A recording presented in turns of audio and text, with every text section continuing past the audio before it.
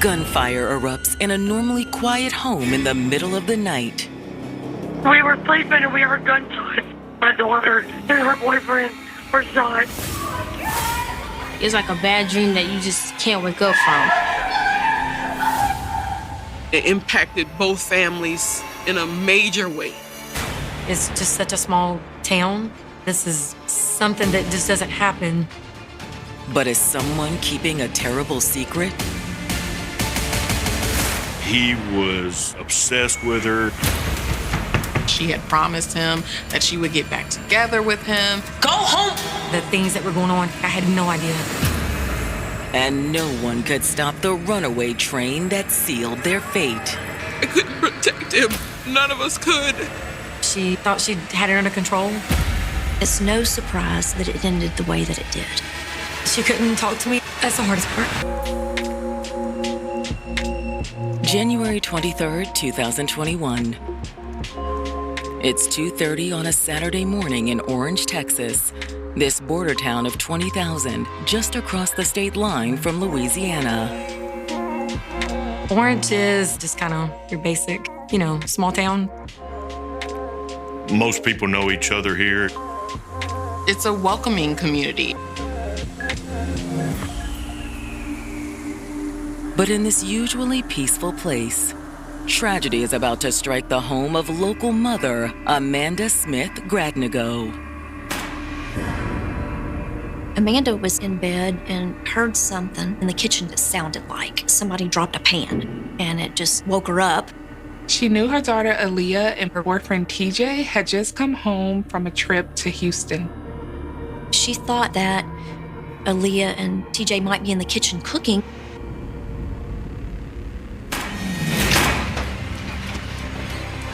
But after hearing 2 more bangs, she jumps out of bed to make sure everything is okay. She realized what she thought were sounds of, pots and pans were actually gunshots. As soon as she goes out of her bedroom, she sees in the hallway TJ down on the ground. He had been shot. Oh my God! He is not moving, his eyes are open, so she realizes he's dead. Amanda's maternal instincts immediately kick in. I ran straight down the hall to her room. She sees all the blood, her daughter is shot in her bed. I just kind of froze.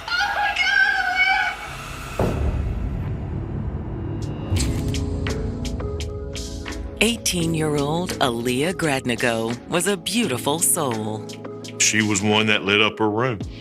Leah was very heartfelt. She would have many friends and she would always give her hand out to them. Very lovable. She never really fought with anybody. One of a kind. And like most teenagers, Aaliyah loved fashion. She was definitely the fly one in the family. Loved to shop. That was her main thing. But she was more focused on her future than most people her age. She had aspirations in life to do great things. She was enrolled at Lamar University. She was hoping to become a dental hygienist. The way she would go for that goal, I looked up to that. She didn't let nothing stop her.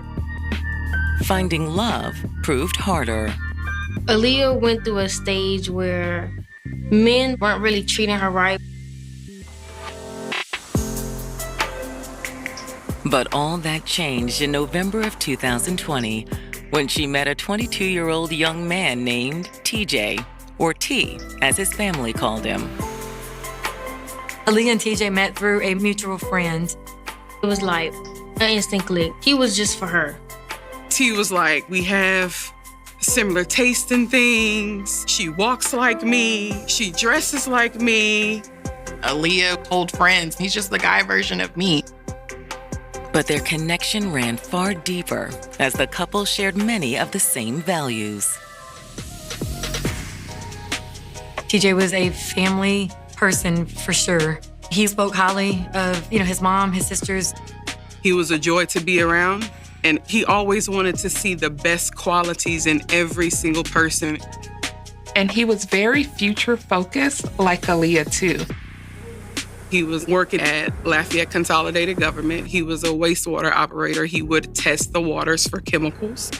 He was getting promotions on top of promotions, taking tests to get more certifications. With so much in common, this young couple seemed like the perfect match.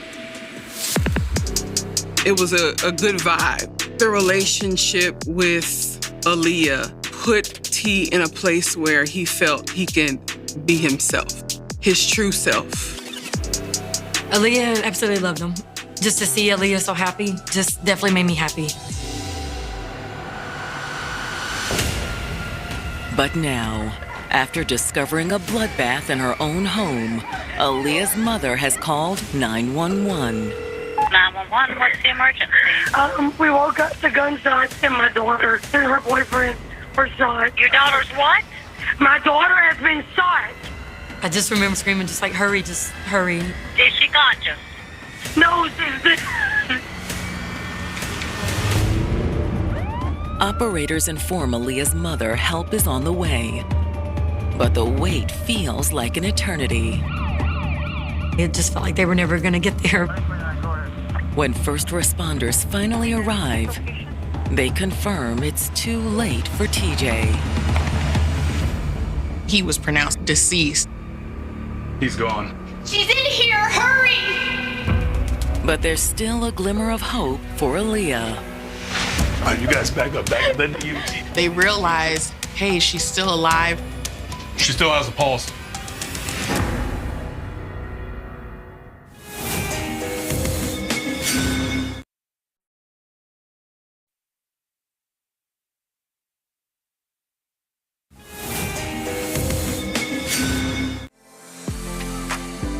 After meeting her boyfriend TJ Livings just a few months ago, 18-year-old Aaliyah Gradnigo was deeply in love.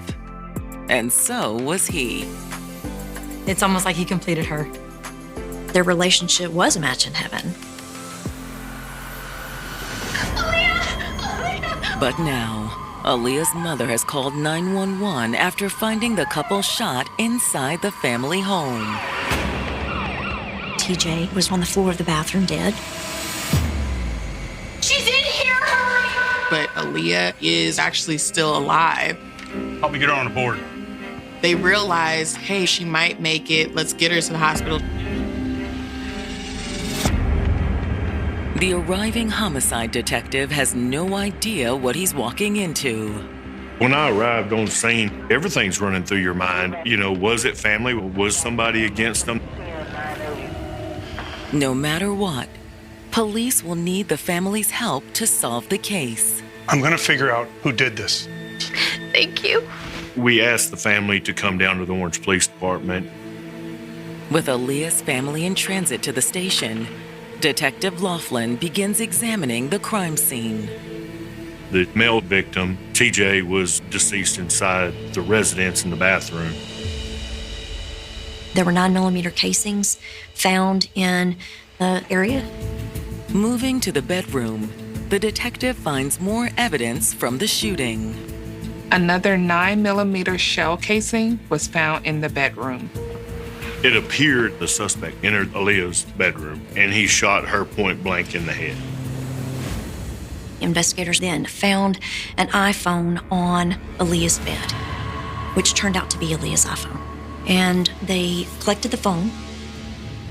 Initially, the investigator sees no signs of breaking and entering. Nothing was really out of place. There was nothing disturbed. But when they broadened their search, things looked different. I went in the backyard and there was an outdoor chair leaned up against the kitchen window, and it appeared as if somebody had used that chair to enter the house. The window was open, the blinds were disturbed, and there was also dirt and grass left on the sill. Get this chair into evidence. You got it. They collected the chair to swab it, hoping it might lead to the killer. With the scene wrapped, the detective heads to the station, while officers remain behind to search the neighborhood for security footage.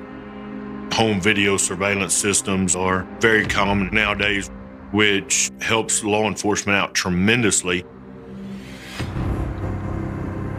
Is she okay? Is Aaliyah okay? Back at the station, the detective delivers devastating news to Aaliyah's family. They did tell us that she didn't survive. No! I just remember falling to my knees, not even wanting to believe that, she wasn't here anymore. Through their grief, the family walks Detective Laughlin through what TJ and Aaliyah did in the hours leading up to the murders. They said they were going to go to Houston that evening to get tattoos. Their plan was to return late and for TJ and Aaliyah to spend the night at Aaliyah's home. Do you know what time they left? Like 4:30? Yeah, 4:30. Aaliyah's mother says that on their way back, she was in constant contact with Aaliyah. We were texting up until probably an hour before she made it home because I was trying to stay awake to wait for her. But like most of us, you get tired. And so she fell asleep. She says that at about 2:30 a.m., a loud noise jolted her awake. What she would do when she gets home, she would come and wake me up, but that night she didn't. So when she heard these bangs, she went to go investigate. And that's when she got the shock of her life. She saw TJ on the floor of the bathroom dead, and then went, of course, directly to Aaliyah's room. Aaliyah was shot in the temple. It was like living a nightmare. Though Amanda's story helps Detective Laughlin fill in some blanks, it still leaves one major question. Was it targeted towards TJ or was it towards Aaliyah? Do you know if Aaliyah and TJ had any enemies? No, they were good kids. I could have never come up with someone that could have done this. I thought like maybe on the way back from Houston, they got in an argument with somebody on the street. Maybe someone followed them home.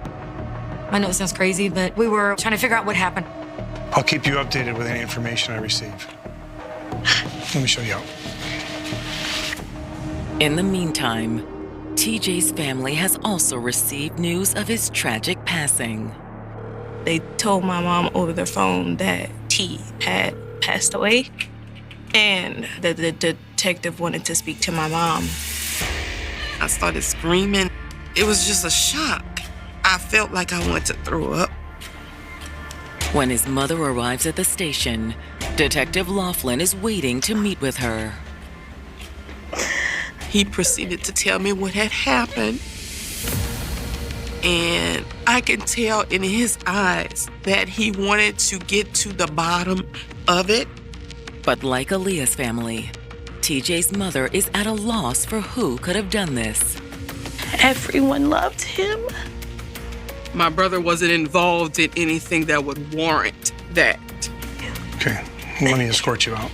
Thank you. Police records support the family's claims.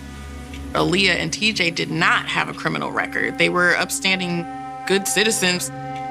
But the detective is about to receive an important tip about a potential suspect. Detective. Yes. The girl arrived at the police station who was adamant about speaking to me. How can I help you? She was actually Aaliyah's best friend, and she informed me that Aaliyah had an ex-boyfriend. Okay. He was crazy obsessed about her. His name is Menka Melson.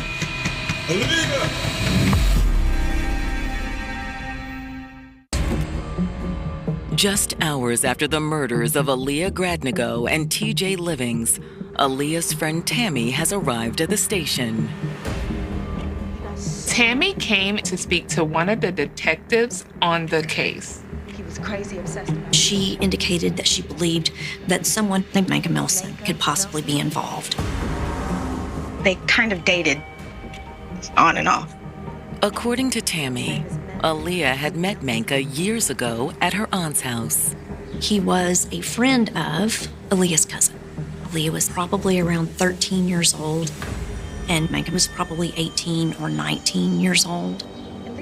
Though her friend says Menka and Aaliyah immediately clicked, Aaliyah's mother forbade her daughter from having any more contact with him. Aaliyah's mother, Amanda, had come over to the house that day too, and she was alarmed when she saw Menka there, partly because of the age difference and also partly because she just didn't have a good feeling about him. But Aaliyah's friend says that despite her mother's warnings, Aaliyah continued to communicate with Menka. Teenagers, they think everything that they do is the right thing. They're not wanting to listen to parents. And soon, Aaliyah was seeing Menka again, in secret. Aaliyah never told her family because she knew that they would not approve. Just a few of Aaliyah's very close friends knew anything about it. At first, Tammy liked Menka, but her impression of him quickly changed for the worse. It just got so toxic. He was controlling and just possessive. So Tammy was relieved when Aaliyah finally ended things with him. She told him she was done. Except Tammy says Menka refused to let Aaliyah go.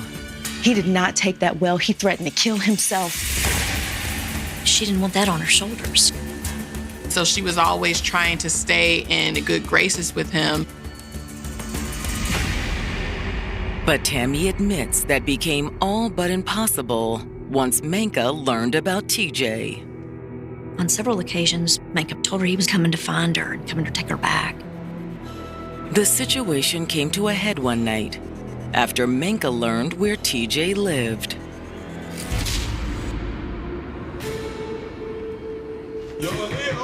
One night, Menka showed up at TJ's.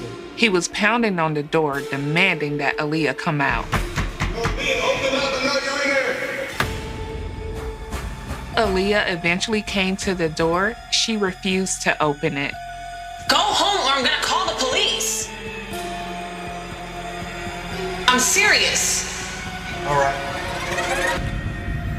Tammy says Aaliyah hoped that would be the end of it once Menka realized she had actually moved on. You okay?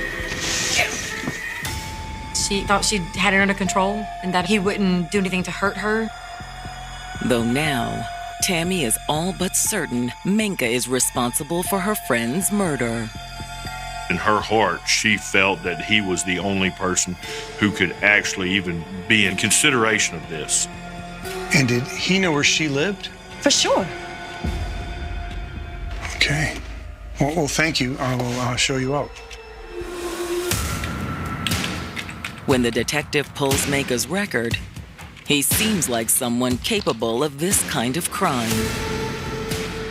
He had charges of second-degree murder and armed robbery.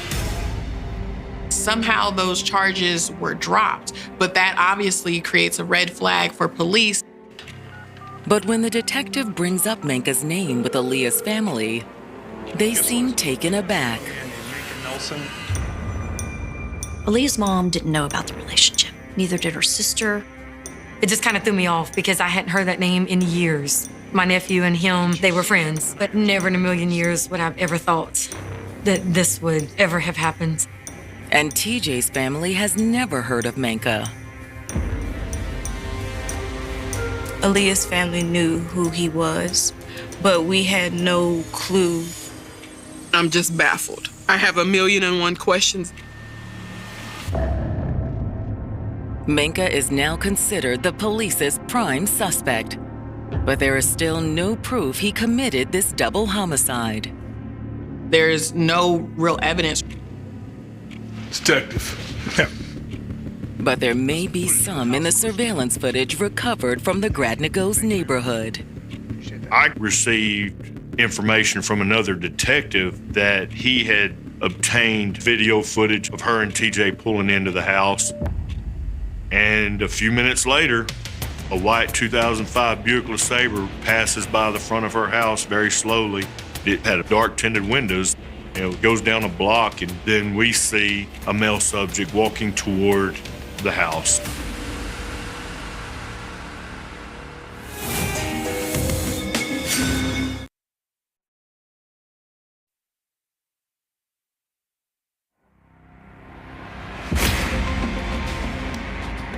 In Orange, Texas, the detective investigating the murders of Aaliyah Gradnigo and her boyfriend, TJ Livings, have identified a suspect, 24-year-old Manka Melson.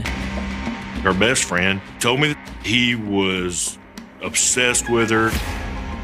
Police have also uncovered surveillance footage from the Gradnigos' neighborhood on the morning of the crime. But could it prove Manka's guilt? The man in a hoodie and some sweatpants goes around to the side of the home, which would be where the window is. A few minutes later, we hear a gunshot. So we know that Aaliyah was shot first because it was a single gunshot. And then 30 seconds later, we hear 2 gunshots. Those are going to be the shots that he fired when he murdered TJ. A minute and a half later, we see a male subject running back toward where that 2005 white Buick LeSabre was parked. And then we have video footage of that car leaving the neighborhood at a very high rate of speed. But the footage isn't clear enough to confirm the shooter's identity. You can make out a person, but you can't tell who it is. Nonetheless, because the suspect's stature and race match Manka Melson's, he remains a target of the investigation. I have got to go find this Manka Melson guy. The detective starts with Manka's mother's home in nearby Benton, Louisiana. When I got there, knocked on her door, she instantly just started crying. I'm a detective here to talk to you. Manka had called her recently, and he was upset. He was really hurt about hearing about Aaliyah's death. She said, he told me he didn't do it and this and that, and I told him to go to the police. I tried to get him to go to the police to clear his name. And how did he respond? He said he wouldn't go. And he actually hung up on his mother. Since then, she'd been trying to reach him. She tried to call several times, he wouldn't answer. So you don't know where he is right now? I don't. Okay, well, if you hear anything, please let me know. Luckily, the detective has gotten another lead from Benton police. I contacted a friend of mine over there and asked him if he was familiar with a Manka Melson, and he said absolutely, and he said, I'm pretty sure I know where he's staying.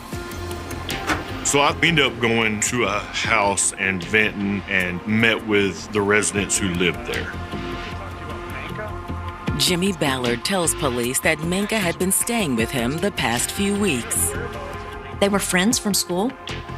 He said that he didn't have anywhere to stay and he'd been staying with him.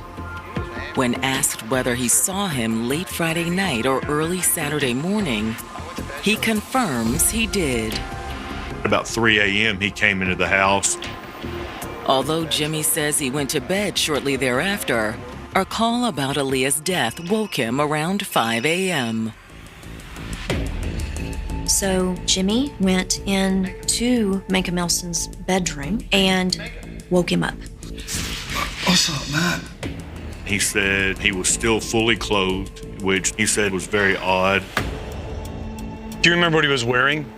Yeah, a hoodie and sweatpants. Aaliyah's dead. She was killed. The same outfit as the man who was seen on the Ring doorbell camera. What? Yeah. According to Jimmy, Manka seemed disturbed by the news of Aaliyah's death. He got up, he smoked a cigarette, and was pacing back and forth. Man, I gotta go. Why? Did you have something to do with this? No, why would I? He packed a few of his things, not much, and left all of his belongings there at the house. He's like, if you didn't do it, why are you leaving? If you didn't, just go to the cops, man. Clear your name. I just gotta go. Jimmy was aware of Manka and Aaliyah's breakup. He was upset about Aaliyah. He had been depressed and not really himself. But he never suspected he was so upset that he would harm her. Why is that? Because Aaliyah wasn't his only girl. Manka Melson had all the women he wanted. He had girlfriend after girlfriend. But when police ask Jimmy what Menka was driving the night of the murder, it's another strike against him. He'd been driving a motorcycle, but a week prior, he got in a major motorcycle accident. Now he was driving a 2005 white Buick. The description matches the vehicle on the surveillance camera. So the police step up their search for Menka. The minute that we started looking for him, we started receiving good information. There was a lot of people coming forward. Then on January 25th, 2 days after the murders, the detective gets a surprise call from the suspect himself. Homicide. He said he heard that I wanted to speak with him. And I said, absolutely. I said, I'd love to speak with you. And so he said, I'll be at the police station in a little bit.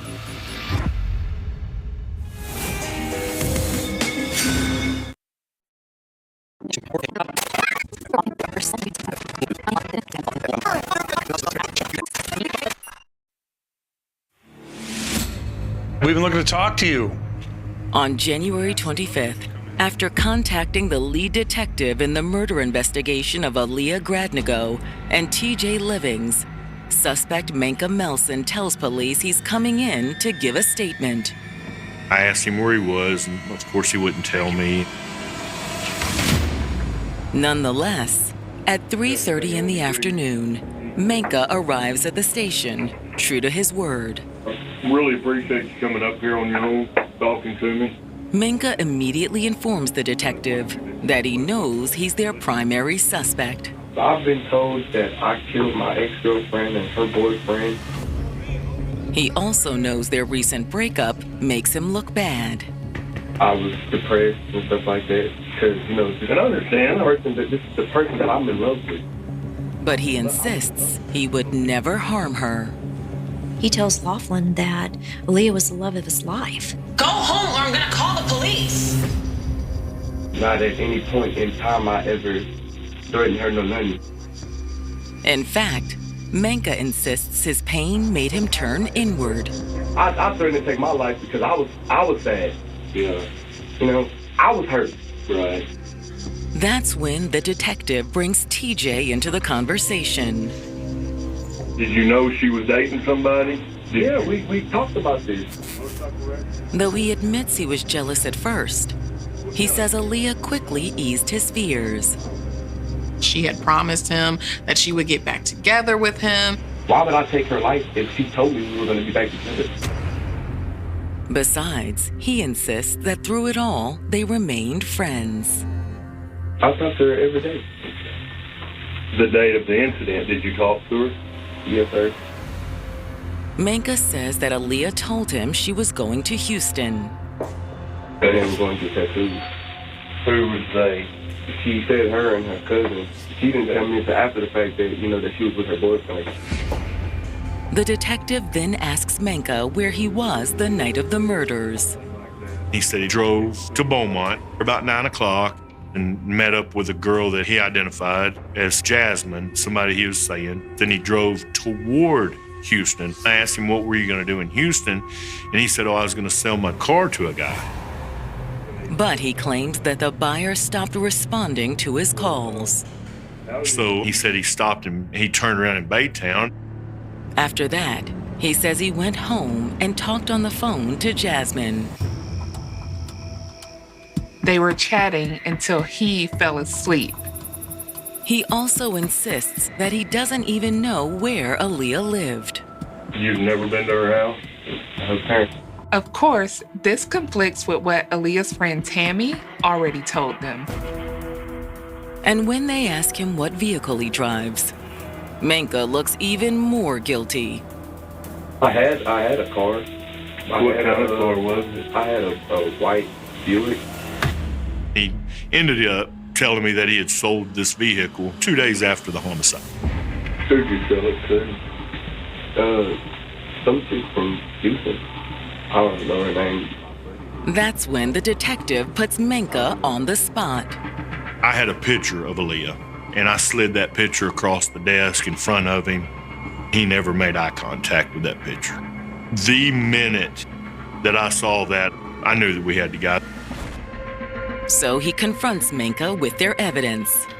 Have you ever heard of Ring doorbell system? Yes, sir. I started asking him some more questions, maybe a little bit harder questions that he didn't want to answer. Am I under arrest? No.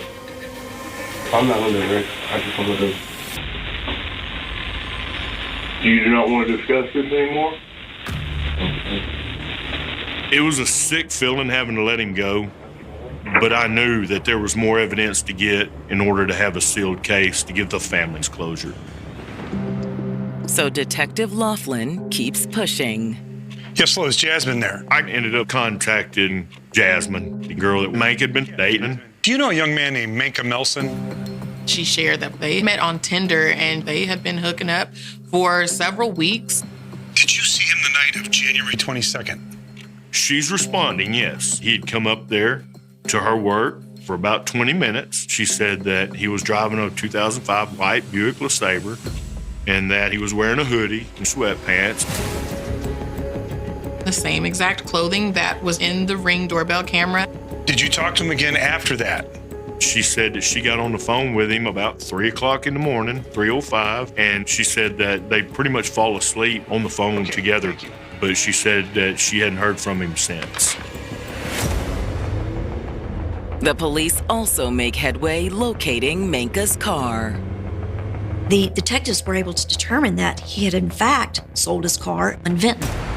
It was in a possession of one of his friends that he hangs out with, and she had bought it. Obviously, he lied to the police about who he sold it to because he didn't want them to find it. It had a window tint across the windshield, so we could match that car up with the car that we saw in the videos.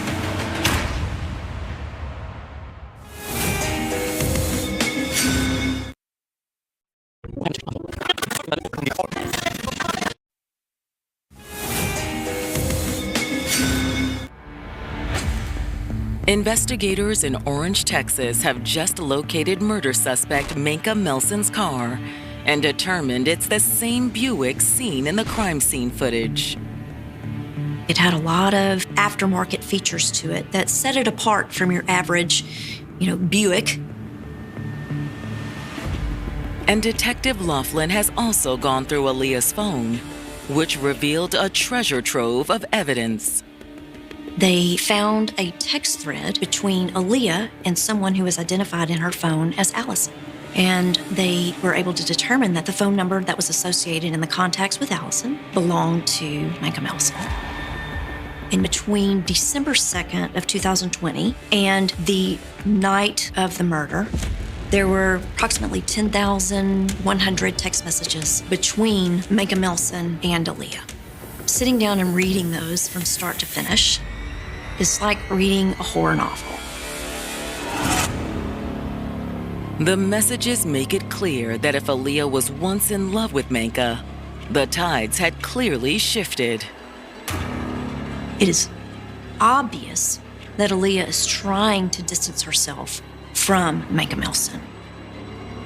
But Menka had no intention of letting her go. He's talking about how she doesn't respond to him. He's wondering where she was, wondering what she was doing, wondering what she was wearing. He was on her constantly. And his text messages to Aaliyah only get more disturbing. He's like, I've got a gun right now. I'm gonna kill myself if I can't be with you. Of course, in the meantime, we know that he had other girlfriends. So this was a control thing. Through it all, Aaliyah tried to keep him at bay. I could tell by reading these text messages that she's playing a defense game with him. She's telling him she loves him, we'll be together again someday. That was the only mechanism that she really had to deal with this. She really thought she could control it, but it was bigger than her. It makes me sad that she couldn't talk to me. That's the hardest part. Equally tragic it's unlikely TJ ever knew he was in imminent danger. While TJ may have heard Menka's name or known about him, police don't think he had any idea about the real role he played in Aaliyah's life. Who's that? Aaliyah didn't share this really with anybody. To find out that your family member is gone and it's a result of a situation that he wasn't aware of, it's just very difficult. Though police now have enough evidence to nail Menka, more is yet to come. The person who entered the home took an outdoor patio chair and placed that chair up against the window. We were able to get some DNA off of the chair that we were able to link Menka to. On April 29, 2021, police obtain an arrest warrant for Menka Melson on charges of capital murder. We had located him where he was staying, so we surrounded the area. And then at that time, we called him out on microphone, and it maybe took 4 or 5 minutes. He eventually came out, got on his knees, and we were able to place him in handcuffs. For the families, it's been a long time coming. When the arrest was made, it was definitely a huge relief off of our shoulders. I commend all of them for doing what they did. On February 14th, 2022, when Menka's trial opens, the families face the defendant in court. Menka Melson was very unemotional, very cold. The trial was really, really hard. Just seeing him sitting there with no kind of emotion. In their opening statements, the prosecution describes Menka's motive as cold but simple. He felt rejected and was unable to process that in a healthy way. And so that ultimately led to his actions of taking both of their lives. Prosecutors know that on the night before the murder, Menka had the means to follow Aaliyah. That evening, they were sharing their locations. And cell phone tower information proves he was on her tail leading up to the shootings. She and TJ, they were over in the Houston area, and around 9 o'clock in the evening, he sets out for Houston. Though he told detectives he had turned around in Baytown, that was untrue. He had went all the way to Houston. The whole time, he and Aaliyah are texting, and he knows she's at the tattoo shop with TJ. And they finish up at the tattoo parlor and turn around and head home. He follows them. But at 1:41 a.m., when Aaliyah and TJ entered her family's home, they had no idea Menka was right behind them. Aaliyah goes on into her bedroom, and TJ went to take a shower. A short while later, Menka entered the home through the kitchen window. He went first to Aaliyah's bedroom, where she laid in the bed, probably asleep. He shot and killed her. And then, as he's coming back out, that's when he shoots TJ twice in the neck area, kills him, and then goes back out the window that he came in.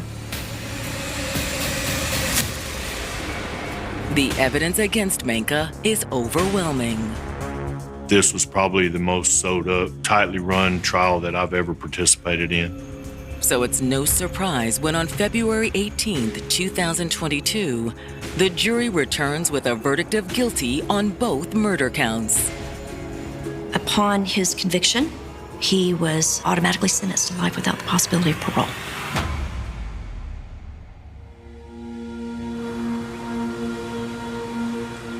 While Aaliyah and TJ's families are grateful, no punishment can make up for the loss of these two beautiful young people. Justice was served, as far as the law goes. Yes, but it doesn't change the outcome. T is still gone. Aaliyah is still gone. That pain stays. It hurts every single day. Were you forever going to have that missing piece to the puzzle for our families, and it's just not fair at all. I have so much anger, because he has taken away two important people. Today, knowing that Aaliyah suffered in silence remains painful for both families. It was heartbreaking as a mother to know she was dealing with so much. I don't know if I could have prevented it, but we could have been more prepared. If you are in the position that Aaliyah was in, you may be scared, or you think that no one cares, or no one can help you, but you won't know if you don't try. Aaliyah's family loved her. We loved T without a doubt. If one word was said, just maybe we could have done something before it got to this. If someone is going through what Aaliyah was going through, tell someone. You can't rewind time.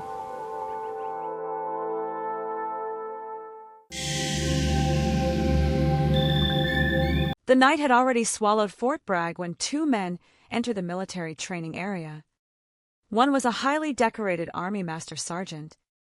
The other was a former soldier. By the time investigators found them, both were dead. There were shell casings in the dirt.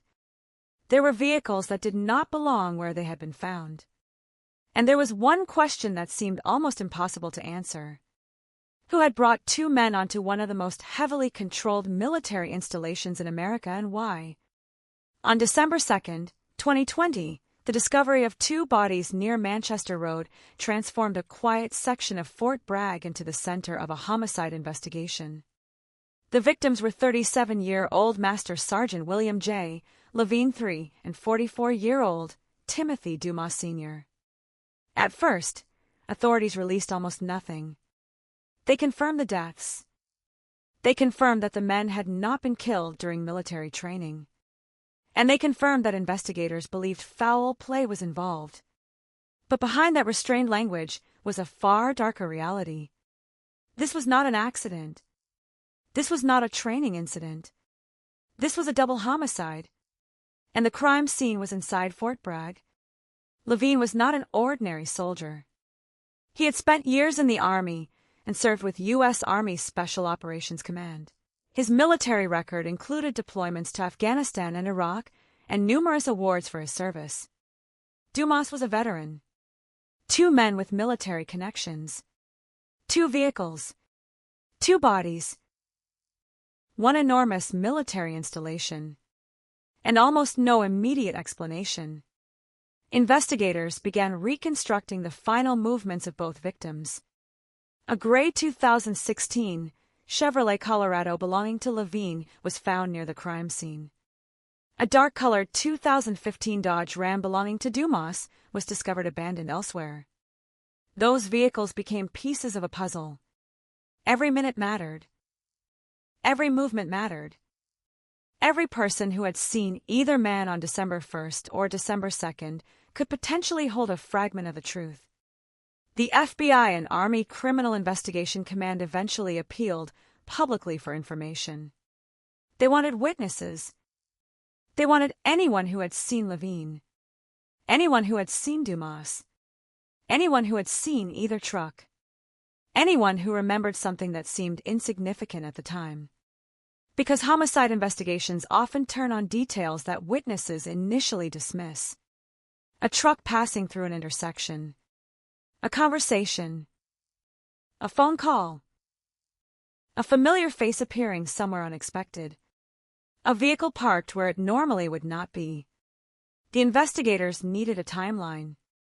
But the deeper they went, the more complicated the case became. The two deaths were not random. The evidence increasingly pointed toward a drug-related encounter. And that changed everything. The investigation began revealing connections that reached far beyond the isolated patch of ground where the bodies were discovered. The official story would eventually describe a planned cocaine transaction. According to federal prosecutors, Kenneth Maurice Quick Jr. agreed to buy cocaine from Levine, but never intended to pay for it. Dumas was connected to the transaction. He had sold the cocaine to Levine and accompanied him during the attempt to sell it to Quick. The meeting was supposed to be a drug deal. Instead, prosecutors said it became a trap. Levine was taken to a house in Laurenburg. There, Quick shot him. Not once. 5 times. The violence did not end with Levine. Dumas was still alive, and prosecutors said Dumas eventually agreed to help move Levine's body, apparently hoping that cooperation would keep him alive. It did not. The group traveled toward Fort Bragg. The plan, according to prosecutors, was to dispose of Levine's body in a remote training area. But something went wrong. The truck became stuck in sand, and the situation changed again. Dumas was killed. Prosecutors said Quick shot him twice, once in the head and once in the back. 2 men were now dead. Their bodies were on military property, and the people responsible needed to disappear. What followed was not simply an attempt to flee. It was an attempt to erase the evidence. According to the Justice Department, Quick coordinated with others to escape Fort Bragg. The next day, Dumas's truck was ransacked, moved and burned. The crime scene had become a moving target. Evidence could disappear. Vehicles could be destroyed. Witnesses could become frightened. And every hour that passed made the investigation harder. For the families, there was another reality. They were waiting for answers. Who killed William Levine? Who killed Timothy Dumas? Why were they targeted? And how could 2 men be murdered on a massive military installation without an immediate suspect? The case remained unresolved. Then came the years. 2021. 2022. 2023. The investigation continued. And in February 2023, nearly 3 years after the killings, Quick was formally charged in connection with the murders. The case had changed. Investigators had assembled evidence. Prosecutors had built a theory of what happened. But proving murder in federal court required far more than a theory. It required evidence that could survive scrutiny. It required witnesses, records, forensic work, communications, a timeline, and ultimately, a jury willing to believe that the evidence told one coherent story. Quick was only 26 when he was convicted in May 2026. But prosecutors described a series of events far more calculated than the final crime scene initially suggested. The government said the killings were connected to a cocaine transaction. A transaction that began with an agreement to buy drugs. A transaction that ended with 2 men dead. And an attempt to bury the truth beneath the soil of Fort Bragg. During the investigation, prosecutors also uncovered allegations of obstruction. The case was no longer only about what happened in December 2020. It was about what happened afterward. And according to the Justice Department, Quick discussed potential witnesses against him. The language attributed to him was chilling. Prosecutors said that when his mother later told him one of those witnesses had been killed, Quick responded that he was happy about it. That allegation became part of the government's broader case. The prosecution argued that Quick was not merely trying to escape responsibility. He was trying to control the people who could expose him. By the time the case reached trial, investigators had spent years reconstructing events that had unfolded in a matter of hours. That is the strange mathematics of a homicide investigation. A murder can take minutes. Finding the truth can take years. The evidence eventually led the government to 8 federal charges. The jury heard the case. They heard the allegations. They heard the evidence. And in May 2026, the verdict came. Guilty. All 8 federal counts, including first-degree murder. The long investigation had reached its most important moment. For the families of Levine and Dumas, the verdict could not restore either man. It could not undo the violence. It could not erase the years of unanswered questions. But it established something that had remained uncertain for years. The murders were no longer an unsolved mystery. A jury had determined that Kenneth Maurice Quick Jr. was responsible. The investigation had survived the passage of time. The destroyed truck. The missing hours. The conflicting stories. The distance. The silence. and the effort to obstruct justice. Quick now faces a mandatory sentence of life imprisonment in the federal system. There is no federal parole. The man prosecutors said believe he could leave 2 bodies behind and walk away will spend the rest of his life behind bars if the expected sentence is imposed. But the case leaves behind a darker question. How close did the truth come to disappearing? Because when the bodies were first discovered on December 2nd, 2020, the public knew almost nothing. 2 men. 2 trucks. A military training area. Shell casings.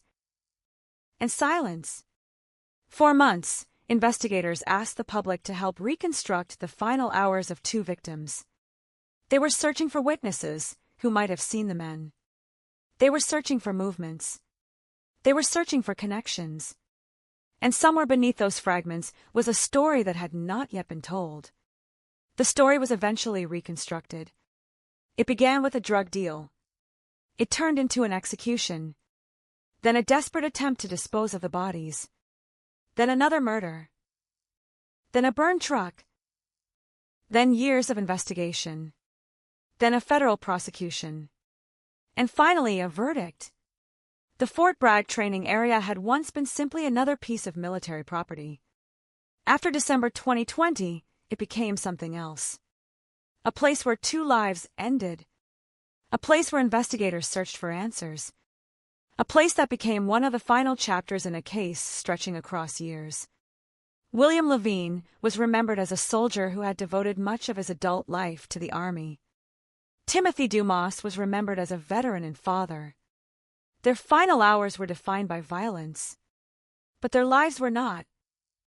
That distinction matters, because true crime stories can easily become stories about killers. The names of suspects dominate headlines. Court documents focus on defendants. The evidence revolves around the accused. But behind every homicide investigation are people whose lives were reduced to a crime scene photograph, a police report, and a courtroom exhibit. Levine and Dumas were more than victims. They were people who had families, people who had histories, people who were alive one day and gone the next. For their loved ones, the years between the murders and the conviction were not simply calendar pages. They were years of uncertainty, years of questions, years of wondering whether the truth would ever emerge. Now, after the May 2026 conviction, the legal story has reached a decisive point. But the emotional story does not end with a verdict. Because justice and closure are not always the same thing. A jury can determine guilt. A judge can impose a sentence.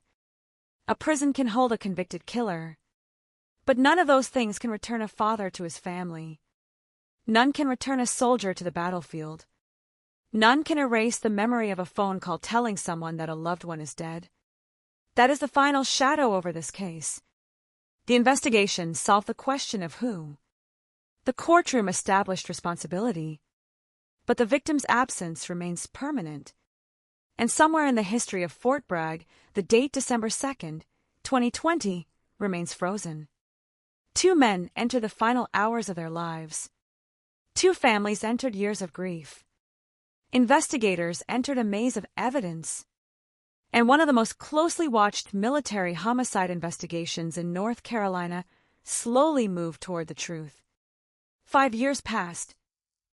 The case did not disappear. The evidence did not disappear. And the murders did not remain unanswered. The jury's verdict finally delivered what investigators had been pursuing since that December morning. Accountability. But the story is still haunting because of how easily it could have ended differently. A body in the woods. A burned truck. A silent witness. A forgotten detail. Any one of them could have become the end of the trail. Instead, investigators followed the evidence. They rebuilt the timeline. They connected the people. And eventually, they brought the case into a courtroom. The final image is not the crime scene. It is not the burned truck. It is not the empty training area.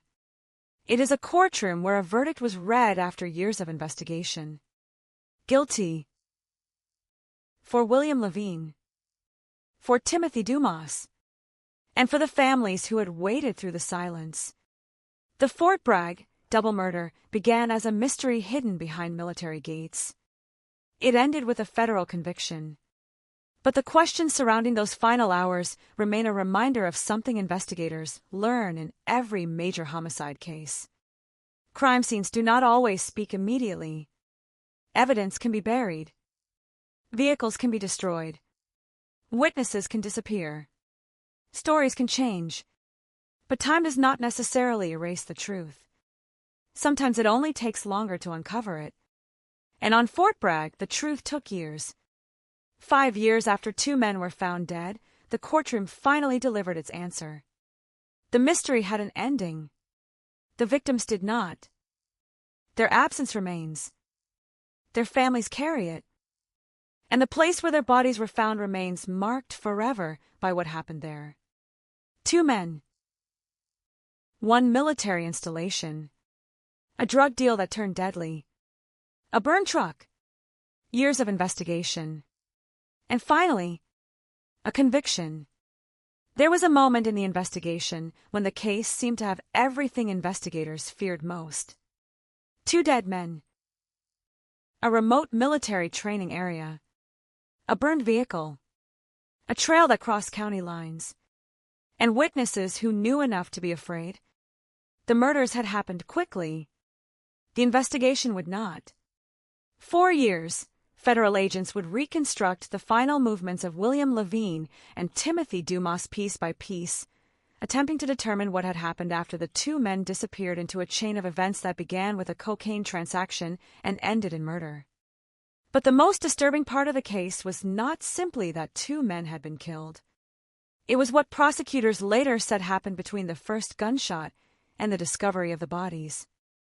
According to the government, Levine did not simply meet his killer by chance. He was lured into a transaction. The meeting was supposed to involve cocaine. Instead, prosecutors said Kenneth Maurice Quick Jr. had already made a decision. He would take the drugs. He would not pay.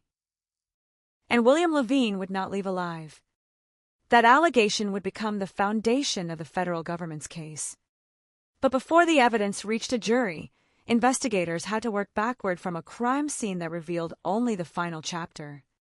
The first body, the second body, the vehicles, the spent ammunition, the location. Everything else had to be reconstructed. And the reconstruction began with a question that investigators could not ignore. Why Fort Bragg? The answer, according to prosecutors, was disposal. The military installation offered something the killers needed. Distance. Seclusion. A vast landscape in which they believed 2 bodies could disappear. But that calculation failed. The truck carrying Levine's body became stuck in sand. A plan designed to eliminate evidence suddenly became a crisis.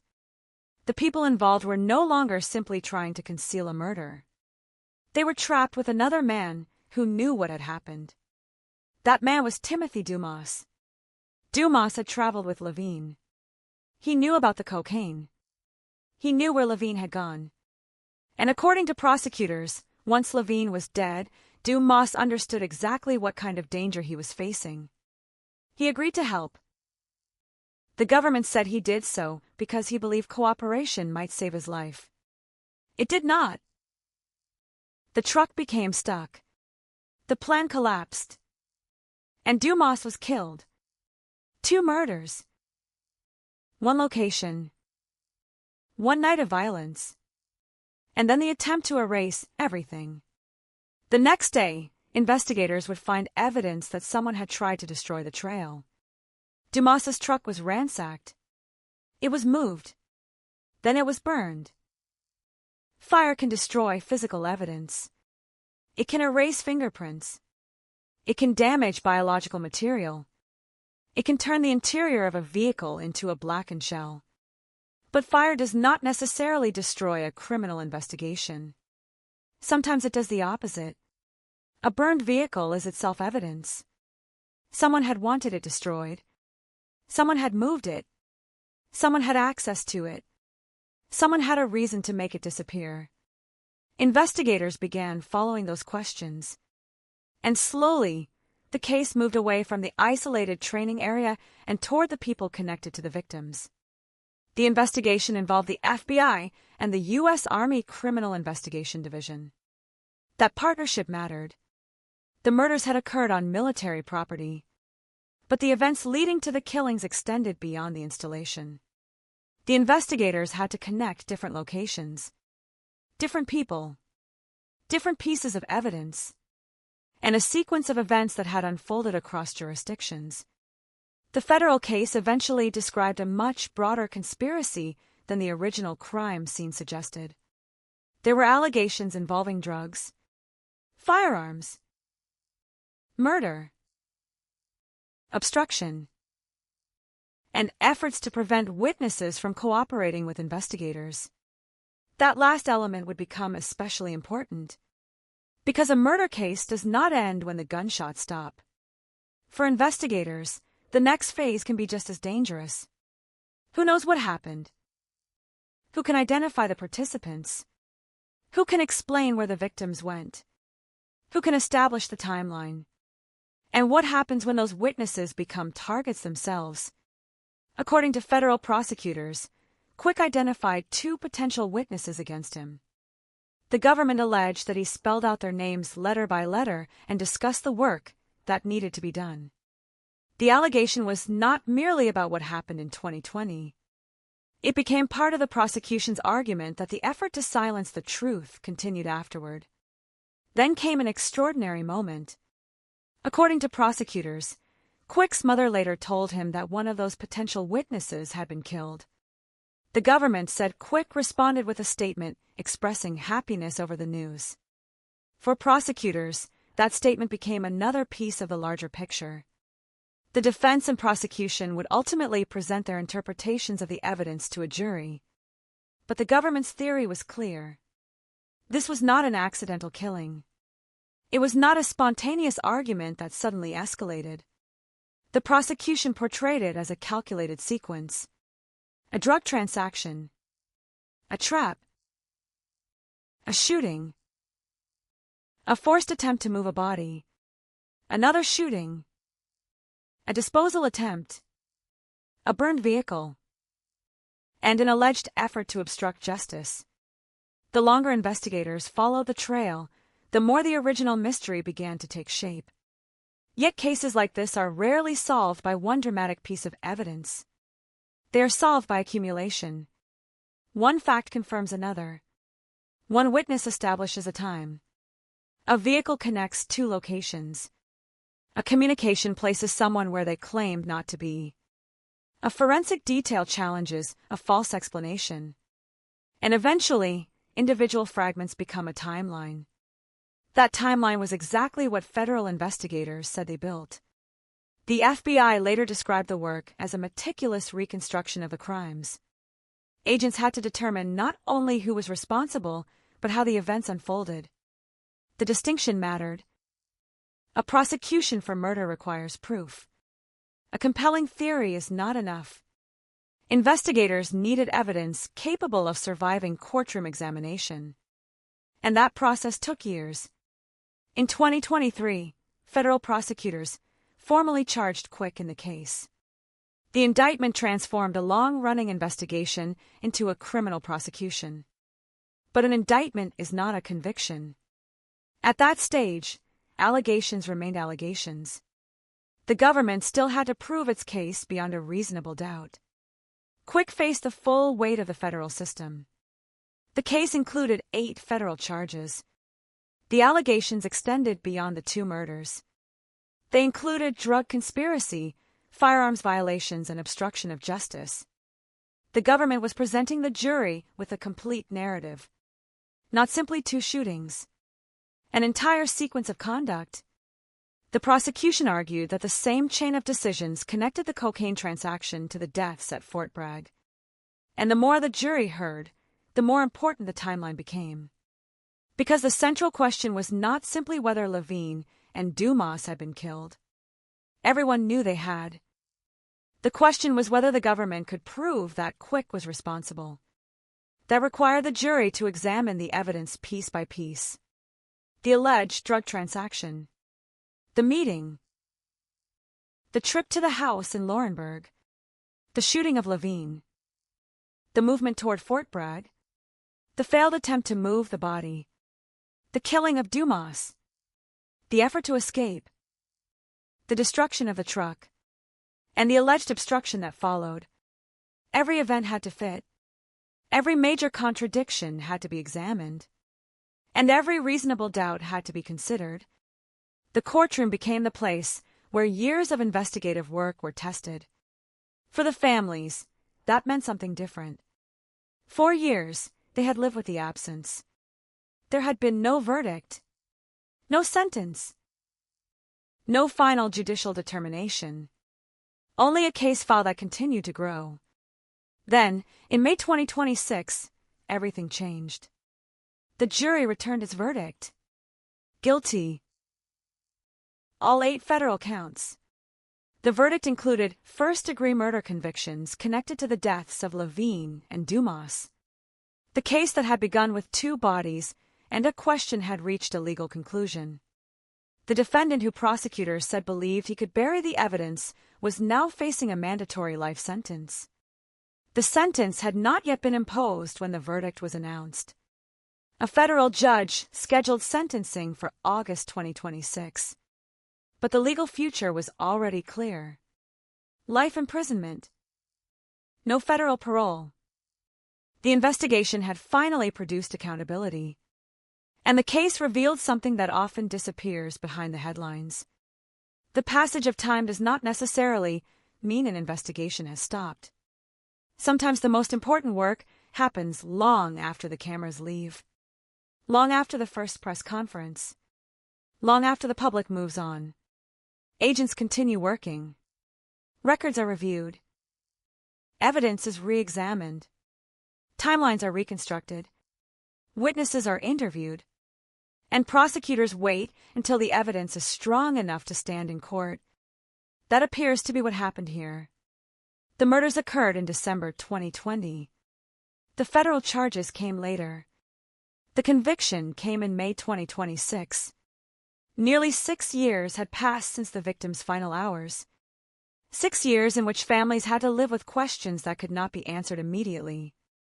6 years in which the case remained a reminder that even inside a massive military installation, violence can occur in places where people believe they are protected. Fort Bragg was not simply a backdrop. It became part of the case itself. Its roads, its training areas, its remote stretches of land, its military boundaries, all became pieces of the investigation. And somewhere in that landscape, 2 men were left behind. The men responsible believed the location would help hide them. Instead, it became part of the evidence. The sand that stopped the truck, the isolated terrain, the abandoned vehicle, the burned remains. Each detail became another thread, and investigators kept pulling until the story began to unravel. The most haunting detail may be that the murders were allegedly born from something as ordinary as a transaction. A meeting, a deal, an exchange. One person expecting to receive cocaine, another expecting payment. But beneath that transaction, prosecutors said, was a plan that had already changed the outcome. The deal was never going to end normally. Someone had already decided that one participant would not walk away. That decision created a chain reaction. And once the first shot was fired, there was no turning back.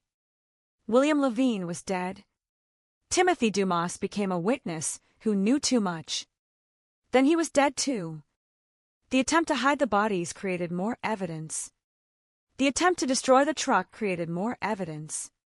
The alleged effort to silence witnesses created more evidence. Every attempt to erase the crime added another layer to the investigation. And that is what ultimately made the case so difficult to bury. The evidence did not exist in one place. It existed across a timeline, across vehicles, across locations, across relationships, across the testimony and records gathered over years. The investigation had to bring those fragments together. And eventually it did. The jury heard the government's case. The jury considered the evidence. And the verdict answered the question that had haunted the investigation since 2020. Who was responsible? The jury's answer was Kenneth Maurice Quick Jr. But a conviction cannot change the final hours of William Levine and Timothy Dumas. It cannot change the decision that brought them to that meeting.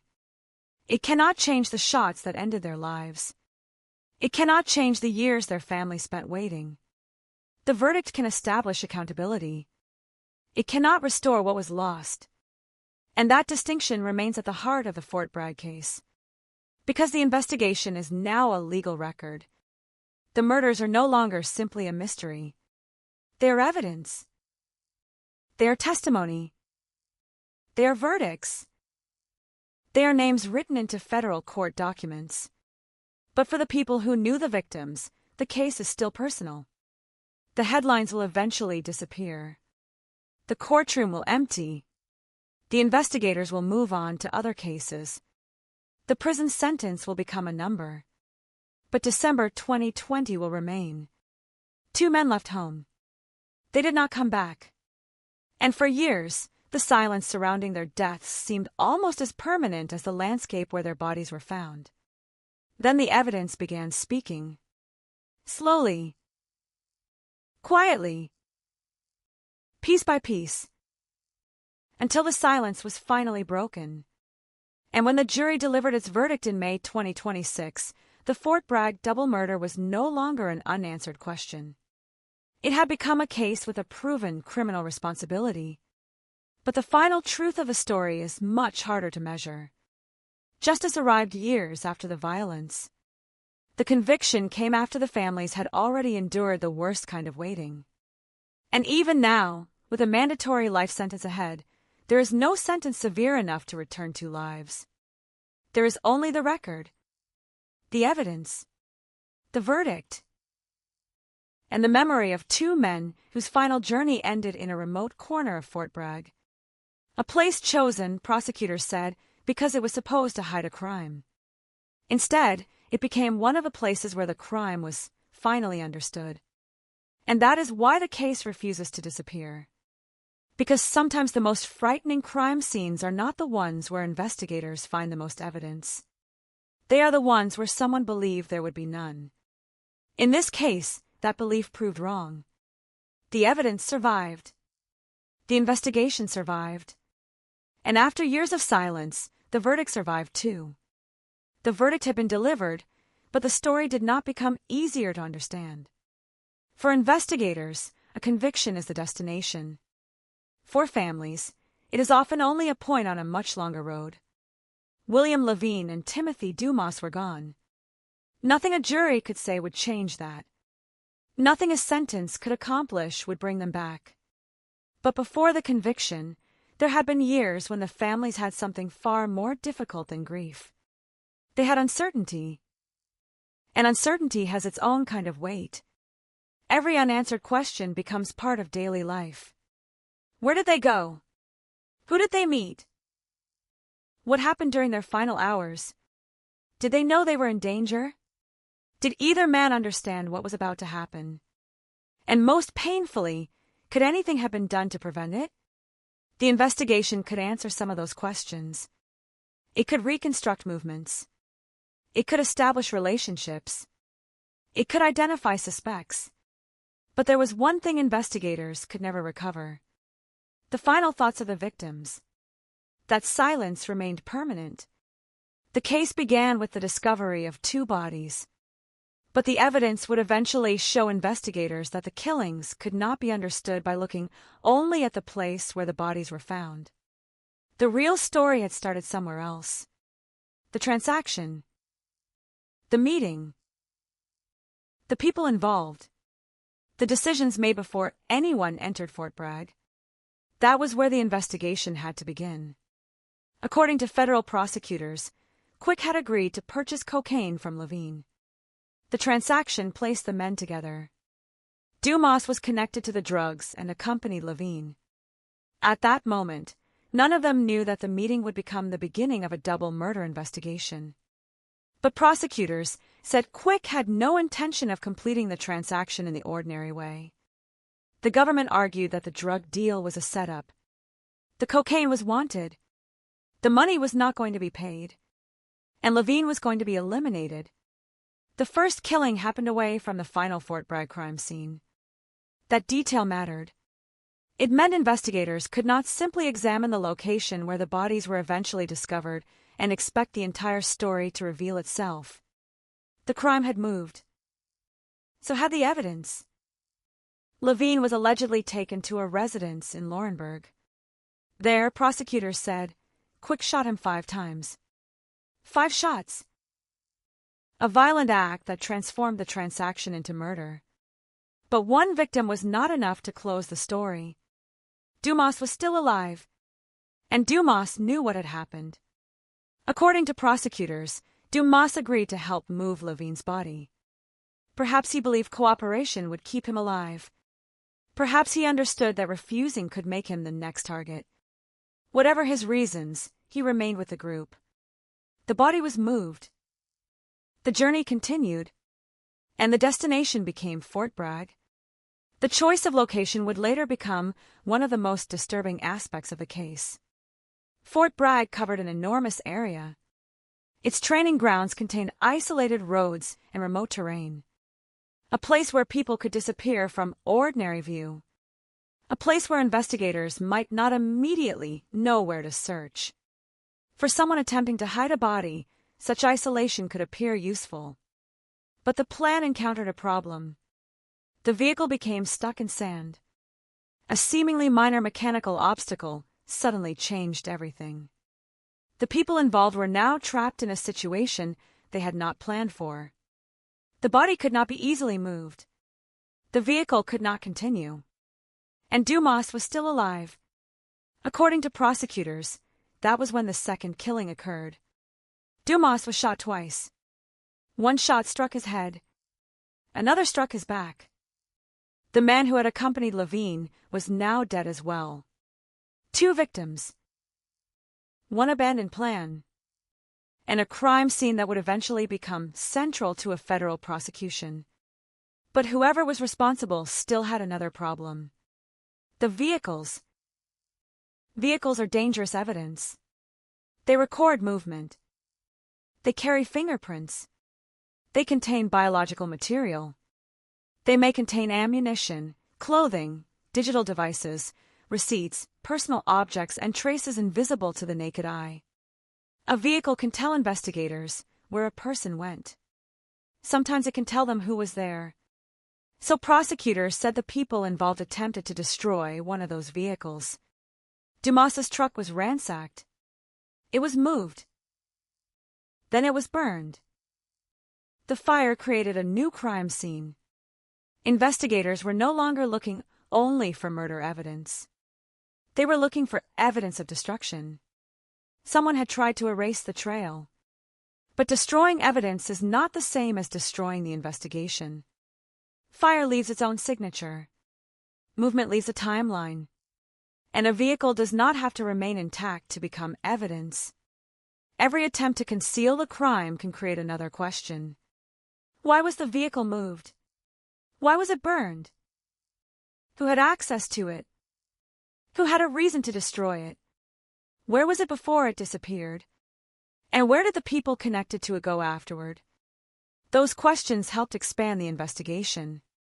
The case was becoming larger than the original crime scene. Investigators had to follow people rather than simply places. They had to examine relationships rather than simply objects. And they had to determine whether the violence had ended with the deaths. Federal prosecutors later alleged that it had not. According to the government, Quick also became involved in conduct designed to obstruct the investigation. That allegation would become one of the most significant elements of the federal indictment. A murder investigation depends heavily on witnesses. People who saw something. People who heard something. People who knew the participants. People who could place a suspect at a location. People who could explain what happened before or after the killings. If those witnesses disappear, investigators lose more than testimony. They lose pieces of a timeline. The government alleged that Quick discussed potential witnesses who could testify against him. Prosecutors said he identified 2 individuals.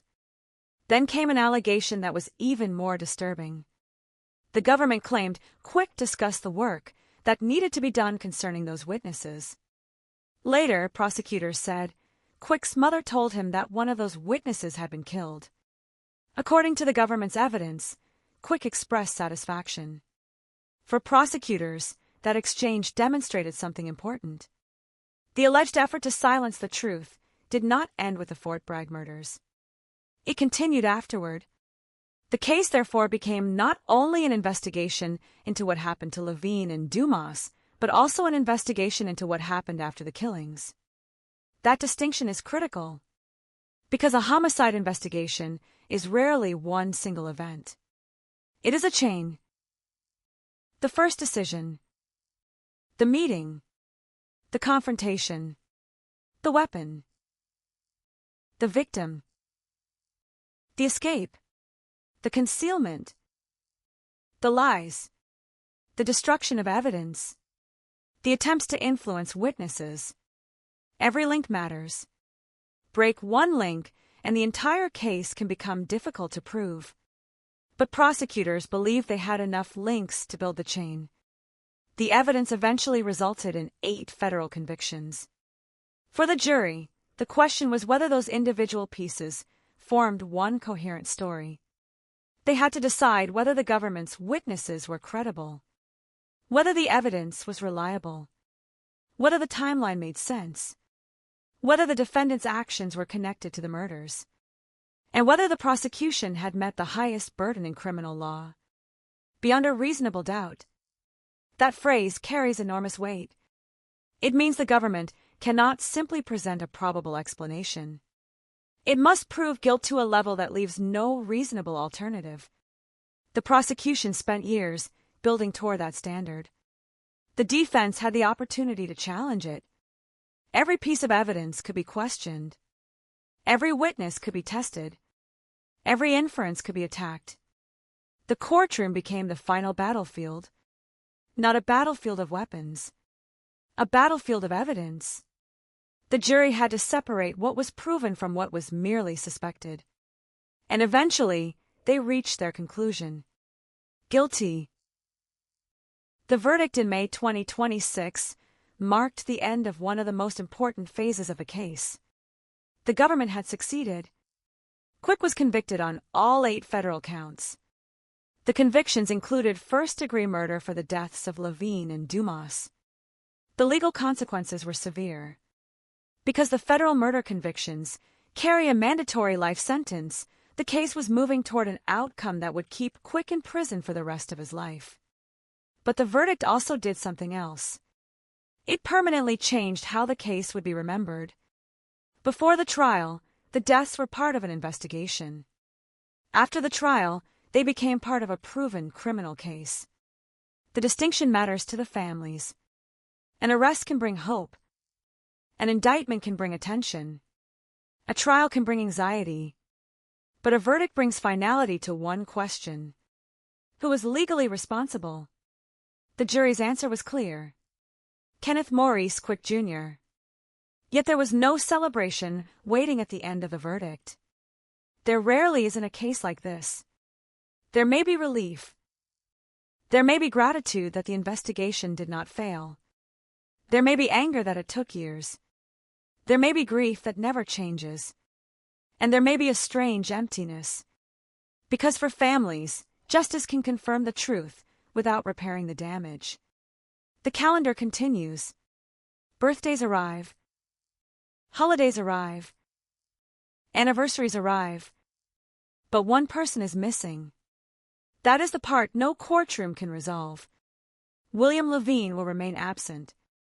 Timothy Dumas will remain absent. The verdict cannot change their final day, but it can preserve the truth about what happened to them. That truth matters. Because without it, the victims risk becoming nothing more than names in a cold case database. Their deaths become statistics. Their families become footnotes. Their stories disappear beneath newer headlines. The conviction prevents that disappearance. It creates a permanent legal record. It says that the murders were investigated. They were prosecuted. They were tested in court.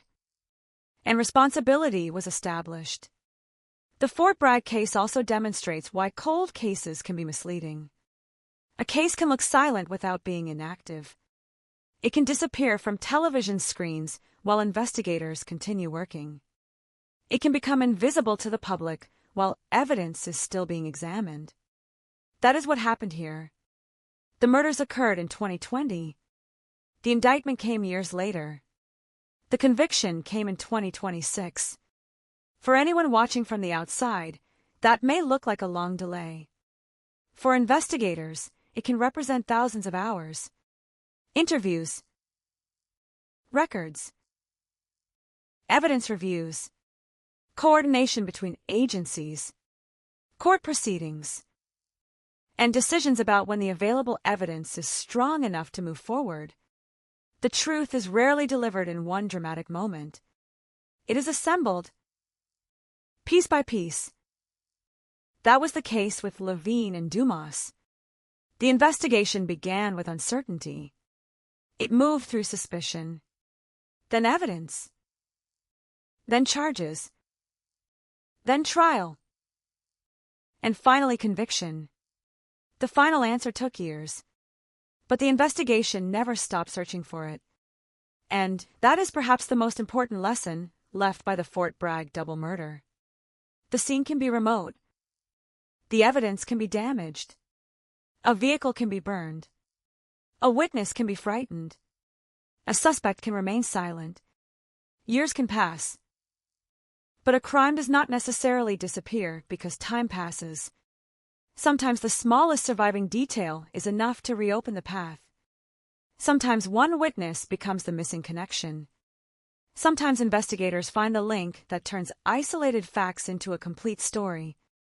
And sometimes a case that once seemed destined to become a permanent mystery eventually reaches a courtroom. That is what happened here. The Fort Bragg double murder began in darkness. It ended with a verdict. But the memory of that December night remains. 2 men, 2 lives, 2 families, 1 military installation, and a trail of evidence that stretched across years. The killers, prosecutors said, believed they could hide the truth. They believed the distance would help. They believed the darkness would protect them. They believed the evidence could be destroyed. But the investigation proved otherwise. The truck burned. The years passed. The witnesses were challenged. The evidence was examined. And the case survived.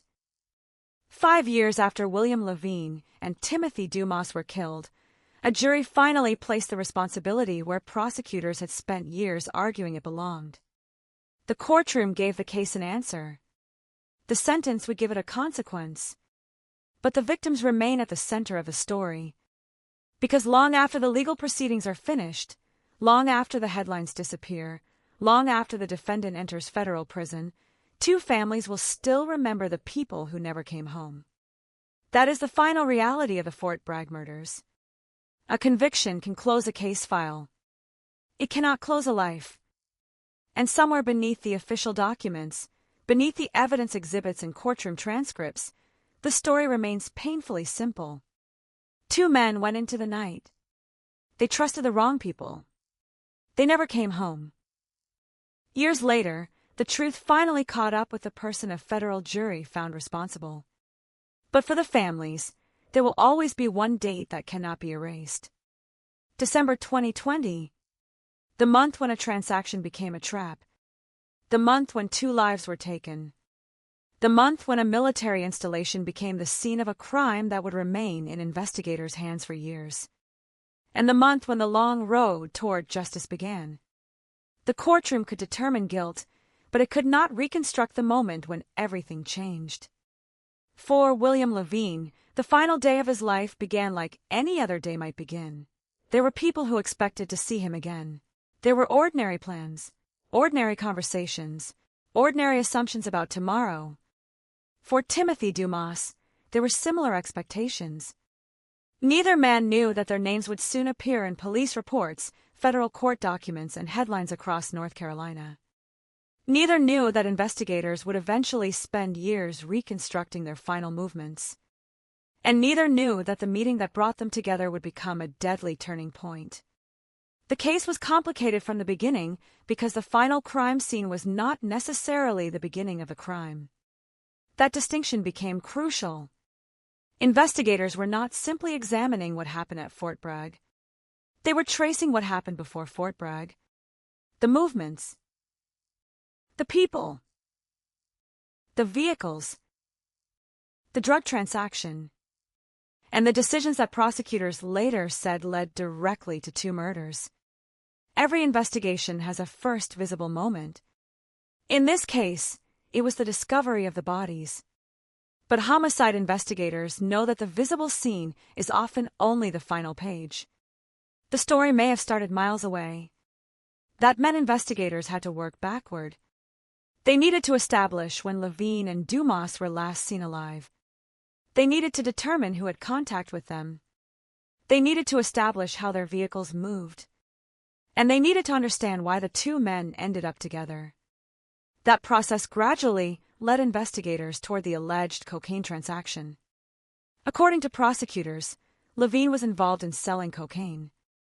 Dumas had a connection to the drugs and accompanied him.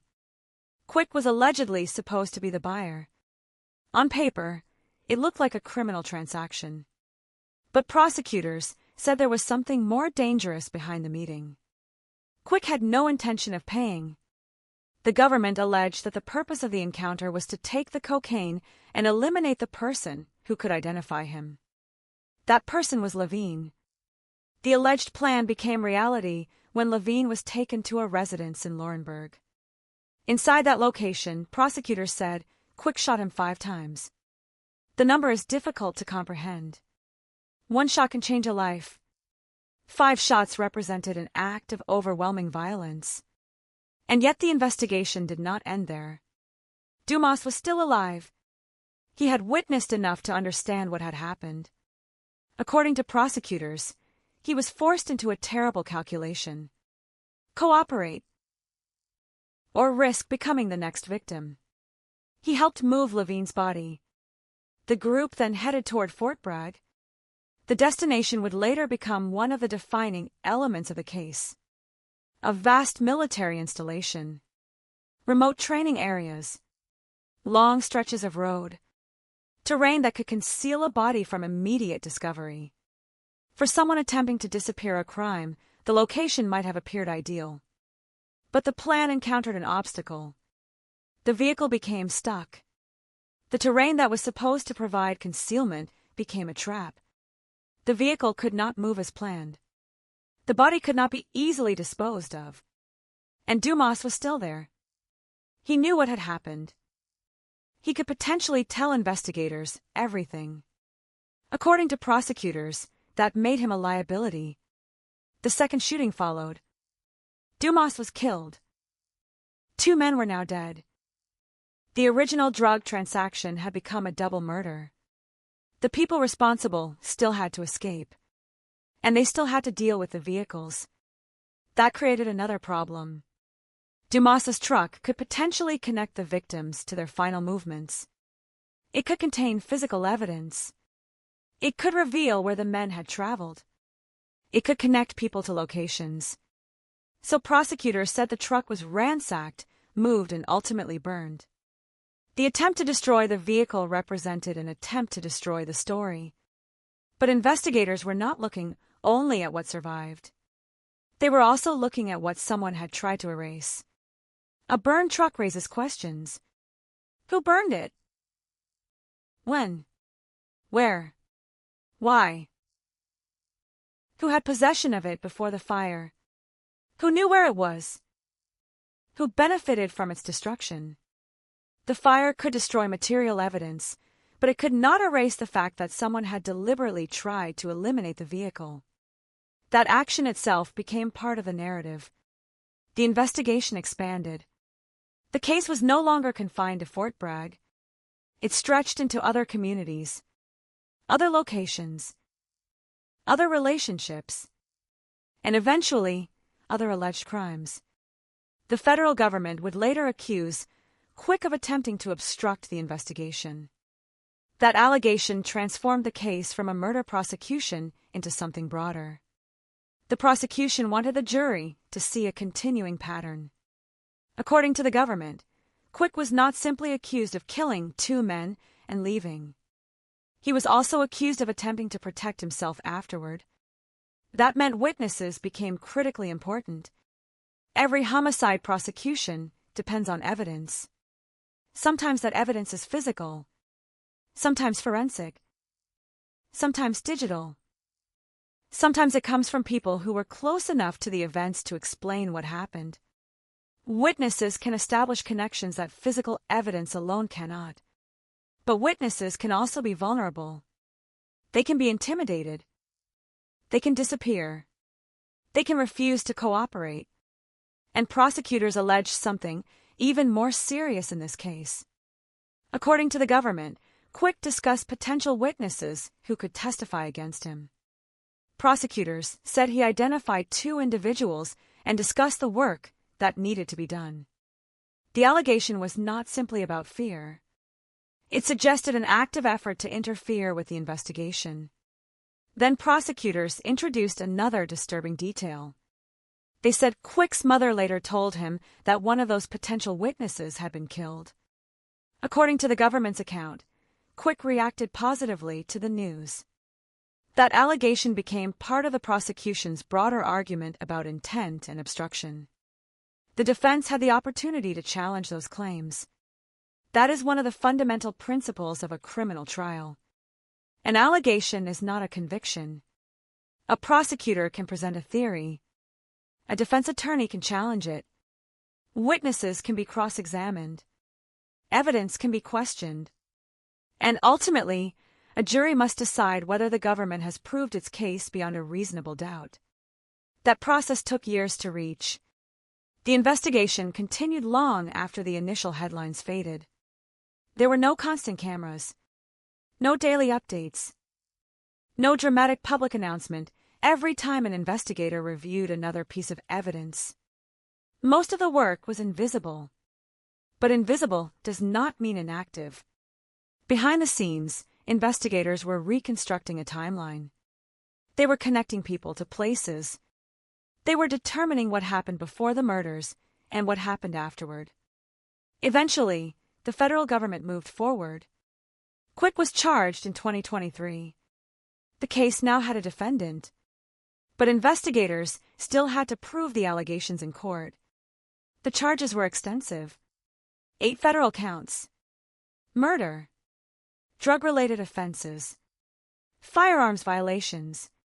Obstruction. The prosecution presented the case as one connected sequence. The alleged cocaine deal was the beginning. The killings were the central violence. The disposal attempt was the concealment. And the alleged witness interference represented the aftermath. For the jury, the challenge was to determine whether that sequence had been established by evidence. The trial was not simply about emotion. It was about facts, dates, locations, movements, statements, physical evidence, witness testimony, and the credibility of the people who appeared before the court. The prosecution needed to show that the evidence pointed toward Quick. Not merely that he was connected to the people involved. Not merely that he was present somewhere. But that he was criminally responsible for the deaths. The defense could challenge every connection. That is the nature of a criminal trial. The government carries the burden. The defendant does not have to prove innocence. The prosecution has to prove guilt. And that burden is deliberately high. The case had already survived years of uncertainty. Now it had to survive the scrutiny of a jury. The evidence was presented. The allegations were tested. The witnesses were heard. The timeline was reconstructed. And the jurors eventually reached their decision. Guilty. All 8 counts. The verdict included convictions for first-degree murder in the deaths of Levine and Dumas. The courtroom had delivered an answer that investigators had been pursuing since 2020. But the verdict also brought a strange finality to the case. For years, the question had been open. Who killed them? Why? How? What happened after the shootings? Now the government had presented its answers. The jury had accepted them. And Quick was facing mandatory life imprisonment under the federal murder convictions. Yet the legal conclusion did not erase the uncertainty that had existed for so long. It only explained it. That difference matters. Because families do not experience a homicide as a legal theory. They experience it as an empty chair. A missing voice. A phone that will never ring with the victim's number again. A birthday that arrives without the person who should have been there. The verdict cannot change those things. It can only establish responsibility. And for families who have waited years, that responsibility can matter enormously. It tells them that the investigation did not end in silence. It tells them that the names of their loved ones did not disappear into an unsolved case. It tells them that evidence was followed. The case was prosecuted. And a jury made a determination. Still, there is another side to the story. The case shows how quickly ordinary criminal activity can spiral into irreversible violence. A drug transaction. A disagreement over payment. A decision to take the drugs without paying. A weapon. A first victim. A second victim. A desperate attempt to hide the bodies. Then, an alleged attempt to silence people who knew too much. Each decision created another consequence. The original crime became larger. The evidence multiplied. And the people involved became increasingly trapped by their own actions. The case also demonstrates why investigators sometimes need years to establish a complete narrative. A crime can happen in minutes. But proving what happened can require years. The investigators must distinguish fact from rumor. They must determine which witnesses are credible. They must understand which evidence is relevant. They must build a timeline that survives challenge. And prosecutors must decide when the evidence is strong enough to bring the case into federal court. That process is slow by design. It has to be. Because the consequences are permanent. 2 people were dead. 1 defendant faced life imprisonment. The standard of proof had to be high. The Fort Bragg investigation eventually crossed that threshold. And when the jury returned its verdict in May 2026, the case entered a new chapter. Not a chapter about searching for the killer. A chapter about sentencing. The federal court would determine the final punishment. But the central question had already been answered. The jury found Quick guilty. For investigators, years of work had produced a result. For prosecutors, the evidence had survived trial. For the families, the case had finally moved from uncertainty to accountability. And yet, the image that remains most powerful is still the beginning. A remote military training area. 2 bodies. A silence that seemed impossible to explain. The investigation began there. But the truth was waiting somewhere else. In the movements before the murders. In the people who knew the victims. In the vehicles. In the drug transaction. In the alleged plan. In the attempt to destroy evidence. In the witnesses. And in the decisions made after the killings. The final verdict did not come from one piece of evidence. It came from a chain. A chain investigators spent years assembling. A chain prosecutors presented to a jury. And a chain that ultimately led to a conviction. 5 years after the murders, the courtroom finally delivered its answer. But the most important names in this story are still the names of the 2 men who never got to tell their own version. William Levine. Timothy Dumas. Their voices ended before the investigation began. Everything that followed had to be reconstructed by others. Investigators spoke for the evidence.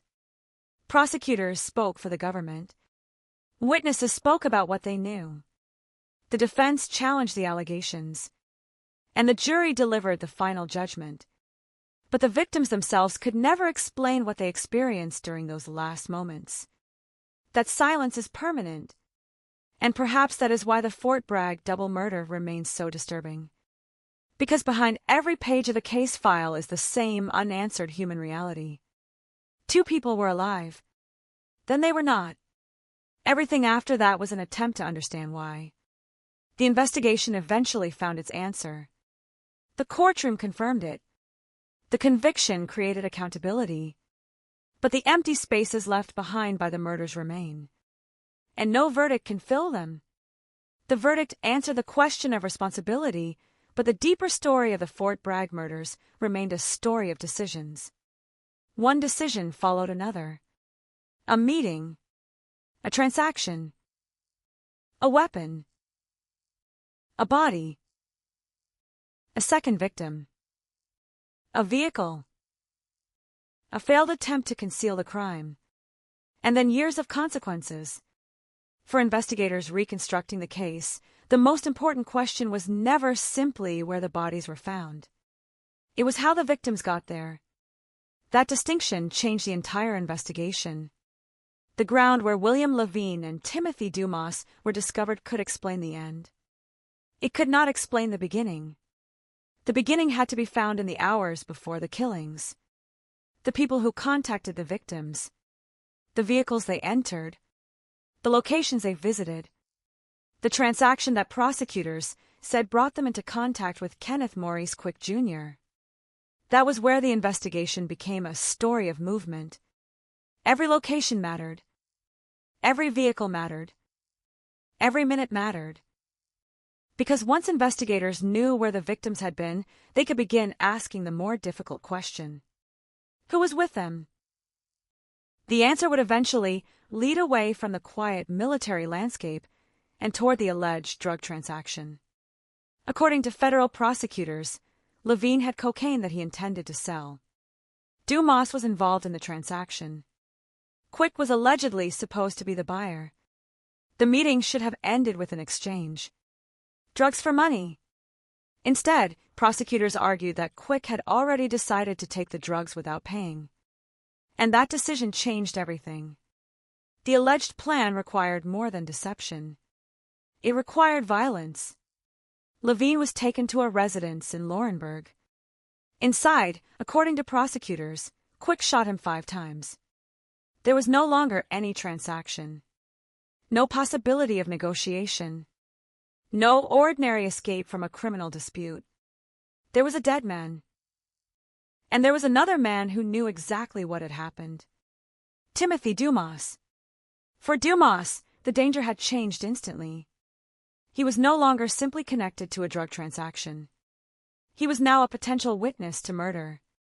Prosecutors said Dumas agreed to help move Levine's body. Perhaps he believed cooperation would save him. Perhaps he believed the people responsible would let him go once the body had been moved. But the journey continued, and it led toward Fort Bragg. The military installation was vast. Its training areas included remote stretches of land far from ordinary civilian traffic. To someone attempting to conceal a body, that isolation could appear useful. But isolation has a weakness. Once investigators know where to look, the same isolation can preserve a scene. There are fewer random people, fewer vehicles, fewer explanations for why something is there. And in this case, the plan encountered an unexpected obstacle. The vehicle became stuck in sand. A plan that depended on movement suddenly stopped. The body could not simply be left and forgotten. The vehicle could not continue. Dumas was still alive, and according to prosecutors, his knowledge made him dangerous. The second killing followed. Dumas was shot twice. One wound was to the head, another was to the back. The crime had become a double homicide, And the people responsible still had to leave. They also had to deal with evidence. That meant the vehicles. Dumas's truck could potentially reveal the route. It could contain traces of the victims. It could connect people to the locations. It could tell investigators where someone had been. So prosecutors said the truck was ransacked. It was moved. Then it was burned. The fire represented an attempt to destroy evidence. But it also created another question. Why burn the truck? The answer was obvious to investigators. Someone wanted something inside it to disappear. That meant the fire itself became part of the evidence. The investigation was now expanding. The crime scene was no longer one location. It was a sequence. Laurenburg. The route toward Fort Bragg. The training area. The vehicles. The place where the truck was ultimately destroyed. Each location represented another piece of the timeline. And each piece had to fit. This is where homicide investigations become less like a single dramatic discovery and more like a long process of reconstruction. Investigators do not simply ask what happened. They ask when it happened. Then they ask who was present. Then they ask how they know. Then they test that answer against everything else. A witness statement can be compared with a vehicle location. A vehicle location can be compared with phone records. A timeline can be compared with physical evidence. A suspect's account can be compared with all of it. If one piece does not fit, investigators have to investigate why.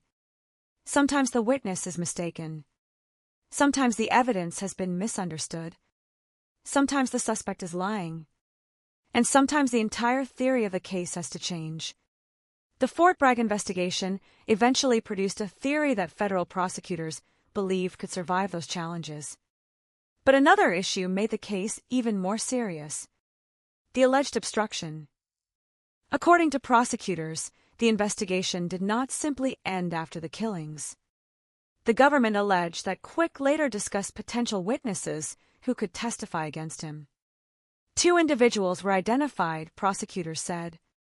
The government alleged that Quick discussed the work that needed to be done. Those allegations suggested that the case had entered another phase. The alleged effort was no longer about hiding bodies. It was about controlling information. That can be just as important in a criminal investigation. A witness does not have to be physically present at the crime scene to matter. A witness can explain a conversation. A witness can establish a relationship. A witness can place a suspect at a particular location. A witness can explain why a vehicle moved. A witness can connect 2 otherwise unrelated pieces of evidence. Silencing a witness, prosecutors argued, could therefore damage the entire case. The government later alleged that one of the potential witnesses was killed. According to prosecutors, Quick's mother told him about the death. The government said his response demonstrated satisfaction rather than concern. That allegation became part of the obstruction case. But again, the courtroom required evidence. The prosecution could not simply point to the disturbing nature of the allegations. It had to prove the charges. The defense had the opportunity to challenge the government's interpretation. That process mattered because the consequences were enormous. A federal murder conviction can mean life imprisonment. The evidence, therefore, had to withstand scrutiny. By 2023, Quick had been formally charged. The long investigation had become a federal prosecution. The indictment transformed the case. Investigators had a suspect. Prosecutors had charges. The families had a courtroom to watch. But the final answer was still months or years away. The trial would determine whether the government's evidence was sufficient. That meant the story of the murders would have to be presented in a very different way. Investigators could work from possibilities.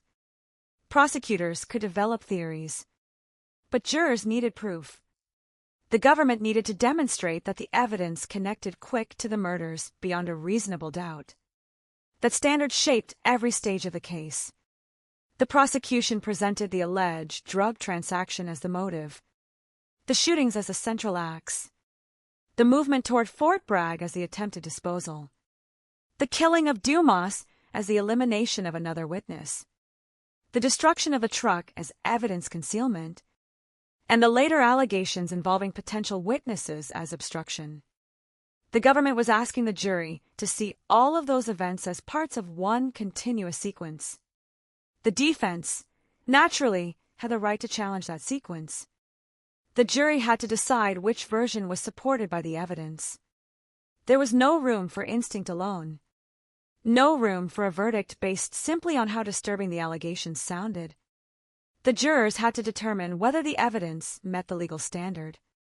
And after hearing the case, they reached their conclusion. Guilty.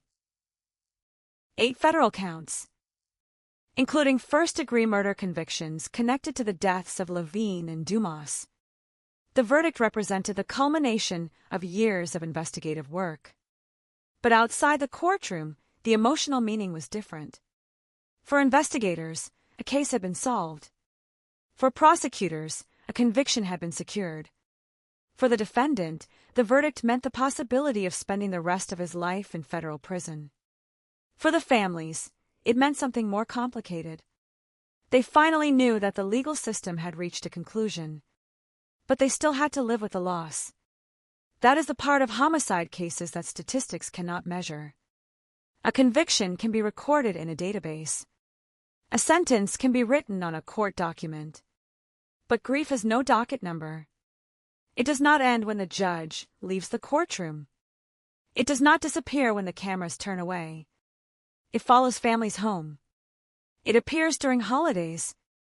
It appears on birthdays.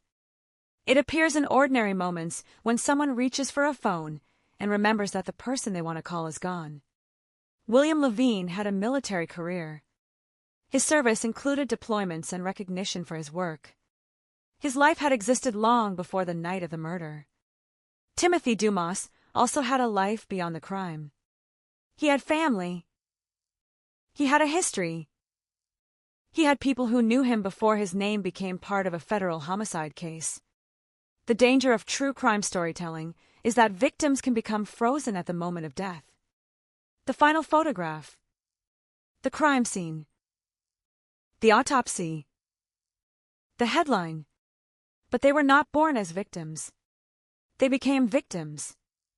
That difference is important, because the final hours of Levine and Dumas were only a fraction of their lives. The investigation focused on those hours because that was where the crime occurred. Their families remembered everything else. And after the verdict, that memory became even more important. The legal system had completed one task. It had determined responsibility. But the people left behind still had another task. Remembering who these men were before the violence. That is why the Fort Bragg case cannot be reduced to a courtroom verdict. The conviction is important. The evidence is important. The investigation is important. But beneath all of it is the same human fact. 2 men should have gone home. They did not. And for years, the people who loved them had to live with the uncertainty of not knowing whether justice would ever arrive. The answer eventually came. Not quickly. Not dramatically. But through years of investigation and a federal trial. The case demonstrates the strange relationship between time and justice. Time can weaken memories. Time can destroy physical evidence. Time can make witnesses harder to find. But time can also give investigators the opportunity to connect information that initially seemed unrelated. A case that looks impossible in its first months can become clearer years later. That appears to be what happened here. The original crime scene did not provide every answer. The answers were assembled elsewhere. In the relationships. In the movements. In the evidence.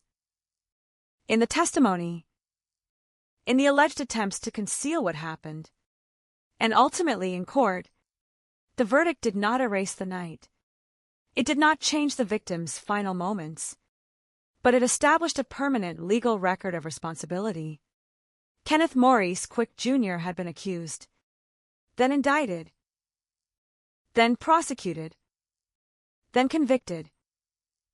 The transformation from suspect to convicted murderer was complete, and the case that once seemed like another unexplained double homicide on a sprawling military installation had finally reached a judicial conclusion. Still, one image remains. A remote area of Fort Bragg, a vehicle that could not move, 2 lives already lost, and a trail of evidence stretching outward into the night. The people responsible had allegedly believed that distance would protect them, that the military landscape would hide the bodies, that fire could destroy the evidence, that silence could protect the guilty. But the investigation proved that none of those assumptions was absolute. The bodies were found. The vehicles became evidence. The investigation expanded. Witnesses were identified. Charges were filed. And the courtroom eventually delivered its verdict. The case had survived. That may be the most important detail of all, because a murder investigation does not always move forward in a straight line. Sometimes it stalls. Sometimes it disappears from public attention. Sometimes years pass without an arrest. But behind the silence, investigators can still be working. And in the Fort Bragg double murder, the silence did not last forever. The names William Levine and Timothy Dumas remained in the case. Their families continued waiting. The evidence continued to exist. And eventually, the law caught up with the man a jury found responsible. 5 years after the murders, the verdict finally arrived. But even now, there is no perfect ending.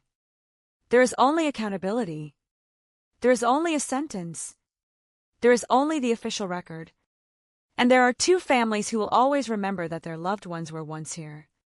Before the headlines, before the investigation, before the courtroom, before the word murder became attached to their names. They were simply William. They were simply Timothy. And that is how they should ultimately be remembered. The investigation had finally produced a verdict, but the evidence left behind a much larger portrait of the crime than anyone could have seen on the morning the bodies were discovered. What appeared at first to be a double homicide in an isolated corner of Fort Bragg was actually the final stage of a sequence that had begun somewhere else. The crime scene was only the ending. The real investigation was the journey backward. Investigators had to move through every stage of the night, from the discovery of the bodies, to the abandoned vehicles, to the burn truck, to the movements of the victims, to the people who had been with them, and finally, to the alleged cocaine transaction that prosecutors said triggered everything. That reconstruction took years, and every year mattered, because memories change, people move, relationships end, phones disappear, vehicles are sold or destroyed, evidence can deteriorate. A witness who remembers a detail perfectly in December may remember it differently 2 years later. That is why investigators began building the timeline as carefully as possible. The question was not simply what people claimed had happened. It was what the evidence could establish. The final hours of Levine and Dumas became the center of that effort. Where had they gone? Who had contacted them? Who had seen them? What vehicles were involved? And when did their movement stop? The answers gradually formed a sequence.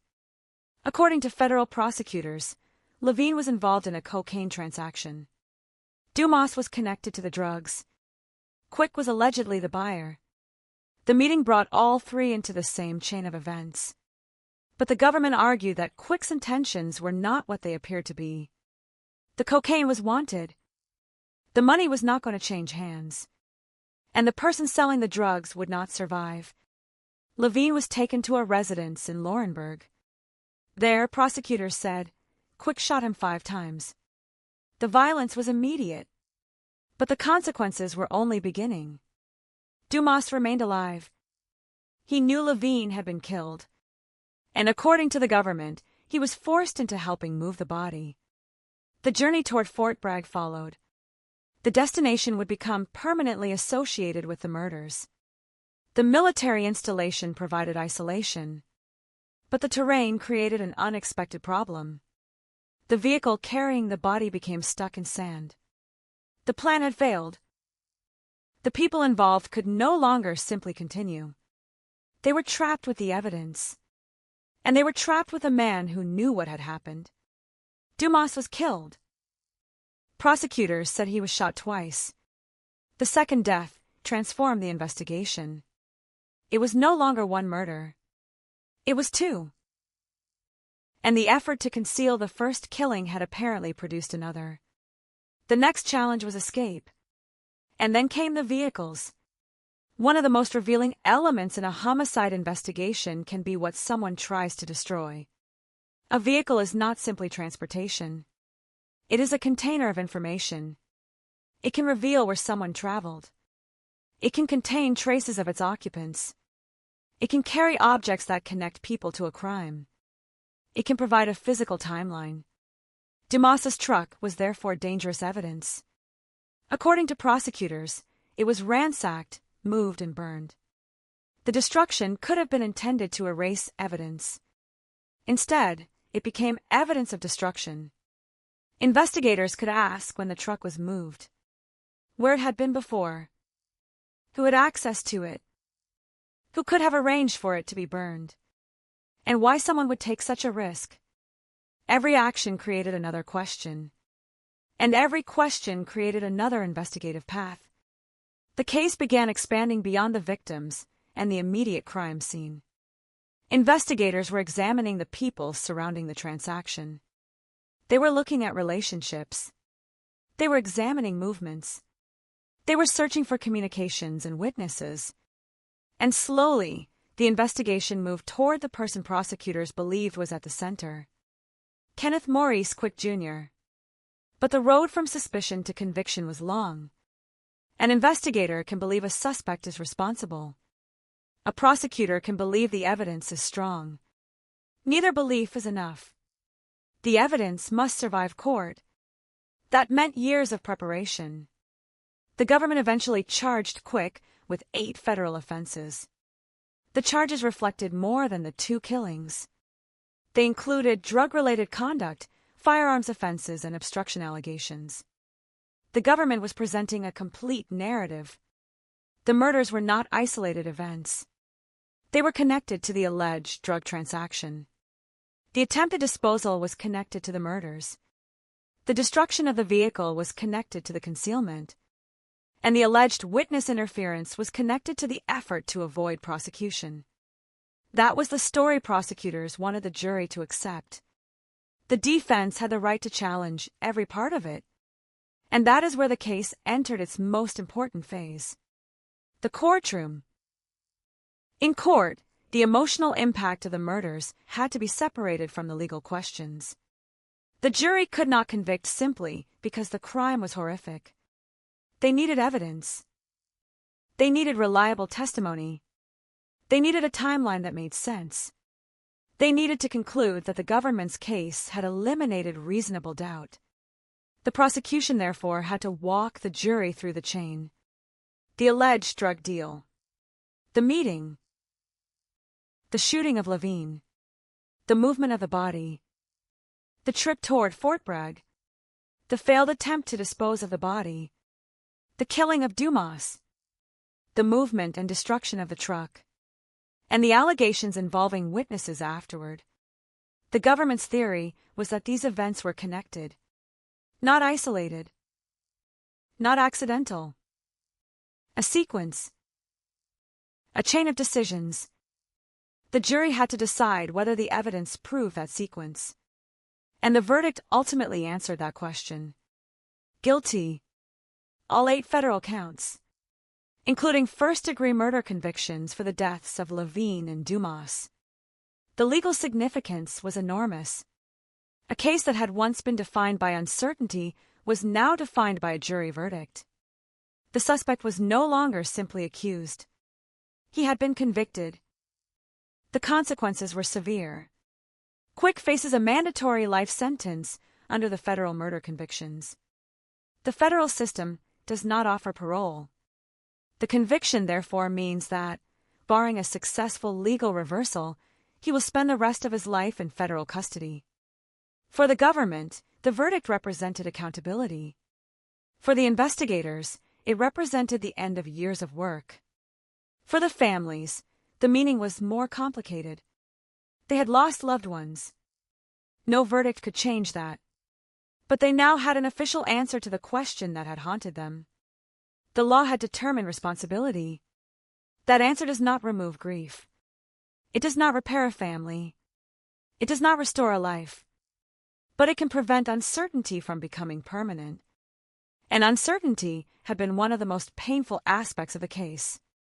For years, there had been no courtroom conclusion, no sentence, no final determination, only a homicide investigation, a case number, a file, a memory.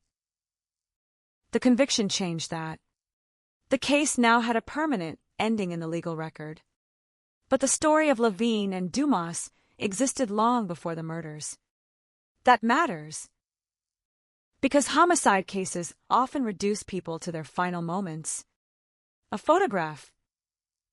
A name. An age. A date of death. A description of injuries.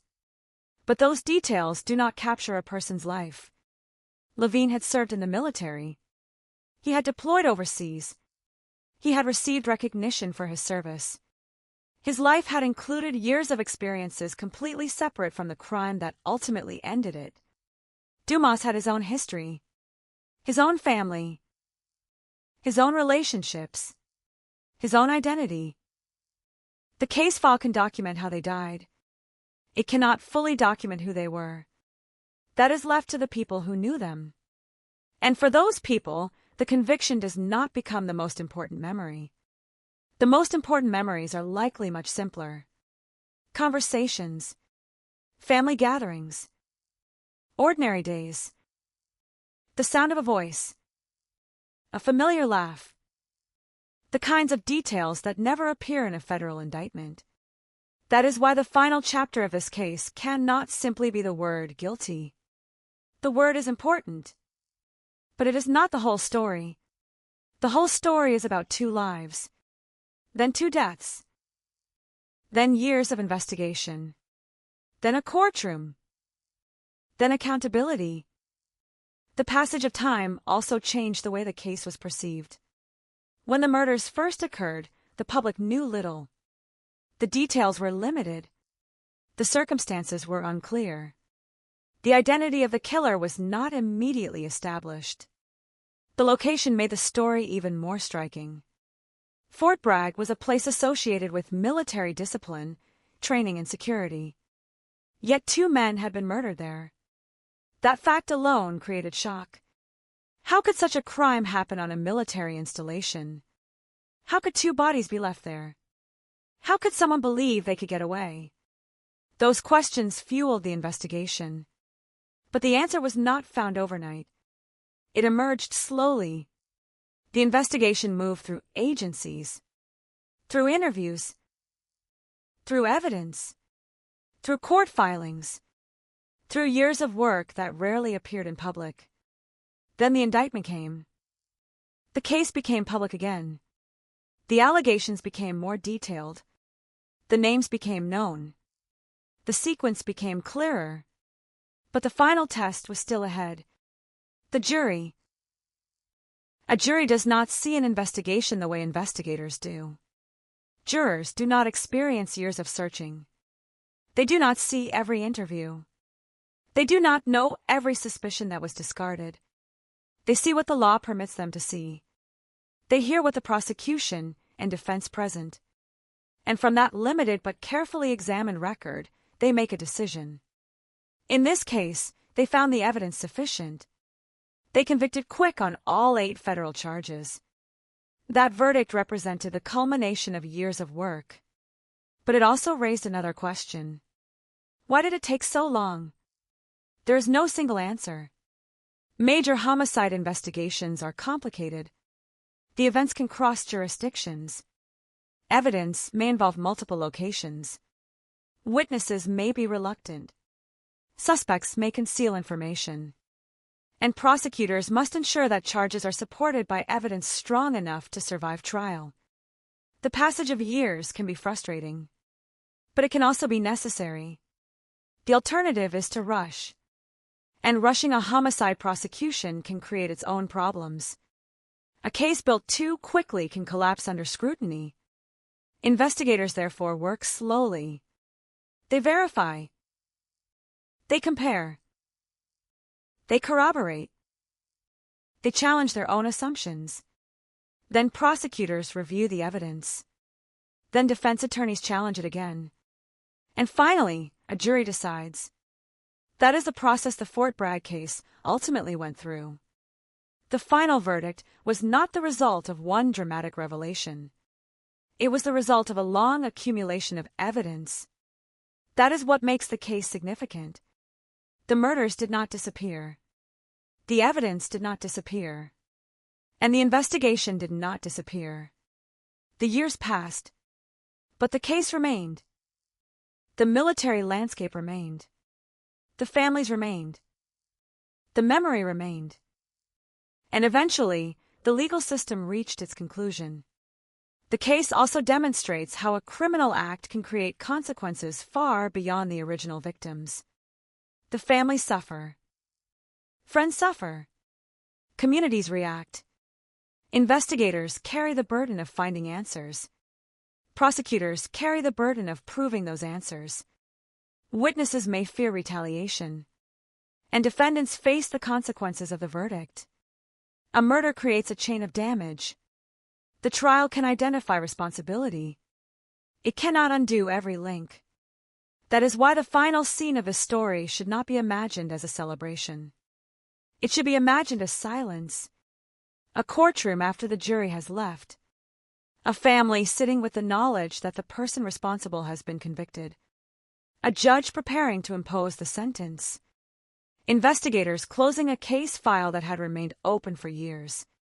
And somewhere in North Carolina, two families continuing to remember two men who should still be alive. The Fort Bragg double murder was eventually solved. But solved does not mean forgotten.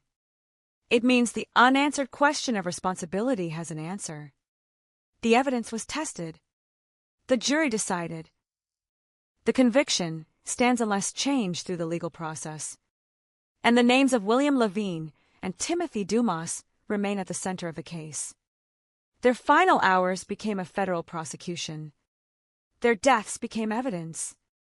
Their families became witnesses to a long search for justice. And their names became part of a case that will remain in the records for decades. There is no dramatic music in the real aftermath of a homicide. There is no final scene in which everything suddenly becomes normal. There is only what remains. The photographs. The documents. The memories. The empty spaces. And the knowledge that one night changed countless lives. For years, the Fort Bragg murders carried the weight of uncertainty. Now they carry the weight of a conviction. The difference is enormous. But it is not complete. Because justice can establish what happened. It cannot undo it. And that is why the story of William Levine and Timothy Dumas does not truly end with the word guilty. It ends with remembrance. Two men who entered a deadly chain of events. Two families who waited for answers. Investigators who followed the evidence. A jury that reached a verdict. And a military landscape that will forever carry the memory of the night when two lives were taken. The case took years to reach the truth. But once the evidence was finally assembled, the silence could no longer protect the person the jury found responsible. The crime had been hidden. The vehicles had been moved. The evidence had been threatened. Time had passed. But the investigation endured. And in the end, the truth survived. The truth survived, but survival was not the same as certainty. For years, investigators had to live with the possibility that some part of a story might remain permanently hidden. A murder can leave behind evidence. It can leave behind witnesses. It can leave behind digital records, vehicles, weapons, and physical traces. But none of those things automatically tells the whole story. Evidence has to be interpreted. Witnesses have to be evaluated. Timelines have to be reconstructed. And sometimes the most important question is not what investigators know. It is what they still do not know. That uncertainty followed the Fort Bragg investigation from its earliest days. When William Levine and Timothy Dumas were discovered dead, the scene offered investigators a terrible fact, but only part of an explanation. 2 men had been killed. That much was certain. But why had they been there? Who had brought them there? And what had happened before the gunshots? Those questions transformed the case from a crime scene investigation into a long-running homicide inquiry. The first breakthrough was understanding that the deaths were connected to events outside the final location. According to federal prosecutors, the murders began with a cocaine transaction. That transaction placed Levine, Dumas, and Kenneth Maurice Quick Jr. within the same chain of events. The government later argued that Quick's intentions were never limited to purchasing drugs. Prosecutors said he planned to take the cocaine without paying. And to make that possible, he would have to eliminate Levine. The alleged plan became deadly at a residence in Laurinburg. There, prosecutors said, Levine was shot 5 times. The violence was not confined to a single location. The body had to be moved. And Dumas was still alive. That created another danger for the people prosecutors said were responsible. Dumas knew too much. He had been close enough to the transaction to understand what had happened. He could identify people. He could describe movements. He could potentially explain the circumstances surrounding Levine's death. According to the prosecution, Dumas therefore became another target. But before that happened, the group traveled toward Fort Bragg. The journey itself became part of the investigation. A homicide is measured not only by the place where a victim is found, but by the path that leads there. Investigators needed to understand that path. They had to determine where the vehicles had been, who had access to them, what happened at each stop, and how the victims ultimately arrived at the military installation. That reconstruction took time. The Fort Bragg landscape was enormous. The training areas were not ordinary civilian streets. The environment was designed for military activity, not public observation. Remote terrain could make a crime harder to discover. But the same terrain could also preserve important evidence once investigators knew where to search. Then the vehicle became stuck. That moment may have changed the entire course of the case. A plan that depended on mobility suddenly failed. The vehicle could not simply disappear into the landscape. The body could not be easily removed. And Dumas remained alive. According to prosecutors, the situation ended with another shooting. Dumas was killed. The second murder transformed the alleged operation from a single homicide into a double murder. Now there were 2 victims, 2 sets of family members, 2 lives that had ended, and an expanding trail of evidence. The people responsible still had to leave the area. They also had to confront another problem. The truck. Dumas's vehicle could connect the victims to the people who had been with them. It could reveal movements. It could contain physical evidence. It could become a silent witness. Prosecutors said the truck was ransacked, moved, and eventually burned. The fire was an attempt to erase something.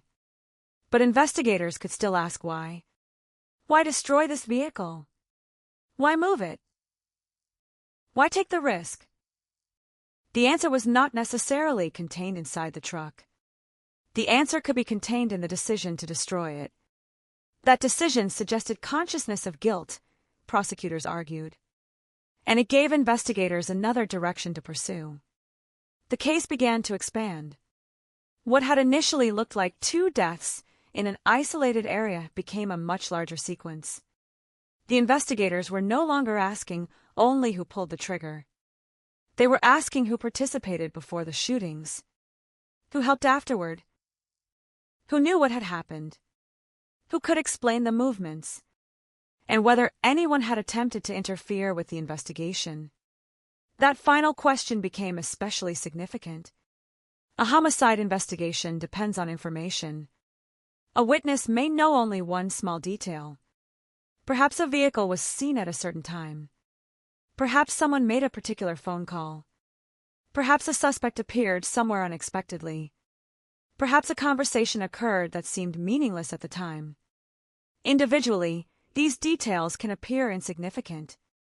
Together, they can become decisive. That is why witness intimidation is so serious. If a witness disappears, refuses to cooperate, or becomes afraid to speak, investigators may lose an essential piece of a timeline. Federal prosecutors later allege that Quick attempted to interfere with potential witnesses. According to the government, he discussed two people who could testify against him.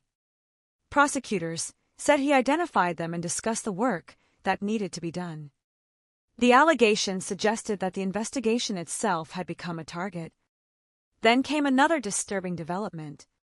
According to prosecutors, Quick's mother told him that one of those potential witnesses had been killed. The government said Quick responded positively to the news. That allegation became part of the obstruction case presented to the jury. It also demonstrated how far prosecutors believed the alleged conduct extended beyond the original murders. The case was no longer simply about a deadly drug transaction. It had become a story about what happened afterward. And the aftermath can be as revealing as the crime itself. People who have committed crimes may behave differently after the fact. They may destroy evidence.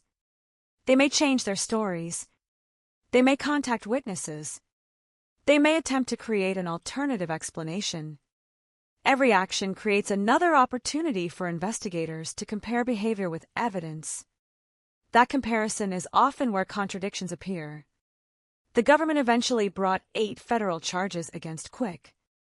The charges encompass the alleged drug conspiracy, firearms violations, the 2 murders, and obstruction-related conduct.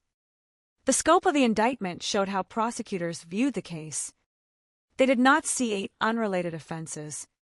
They saw a connected sequence. One decision led to another.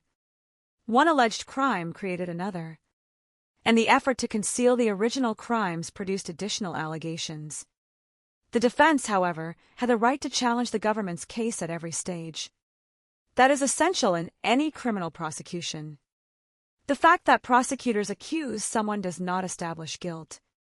An indictment is not a verdict. A witness's allegation is not automatically proof. The evidence must be tested.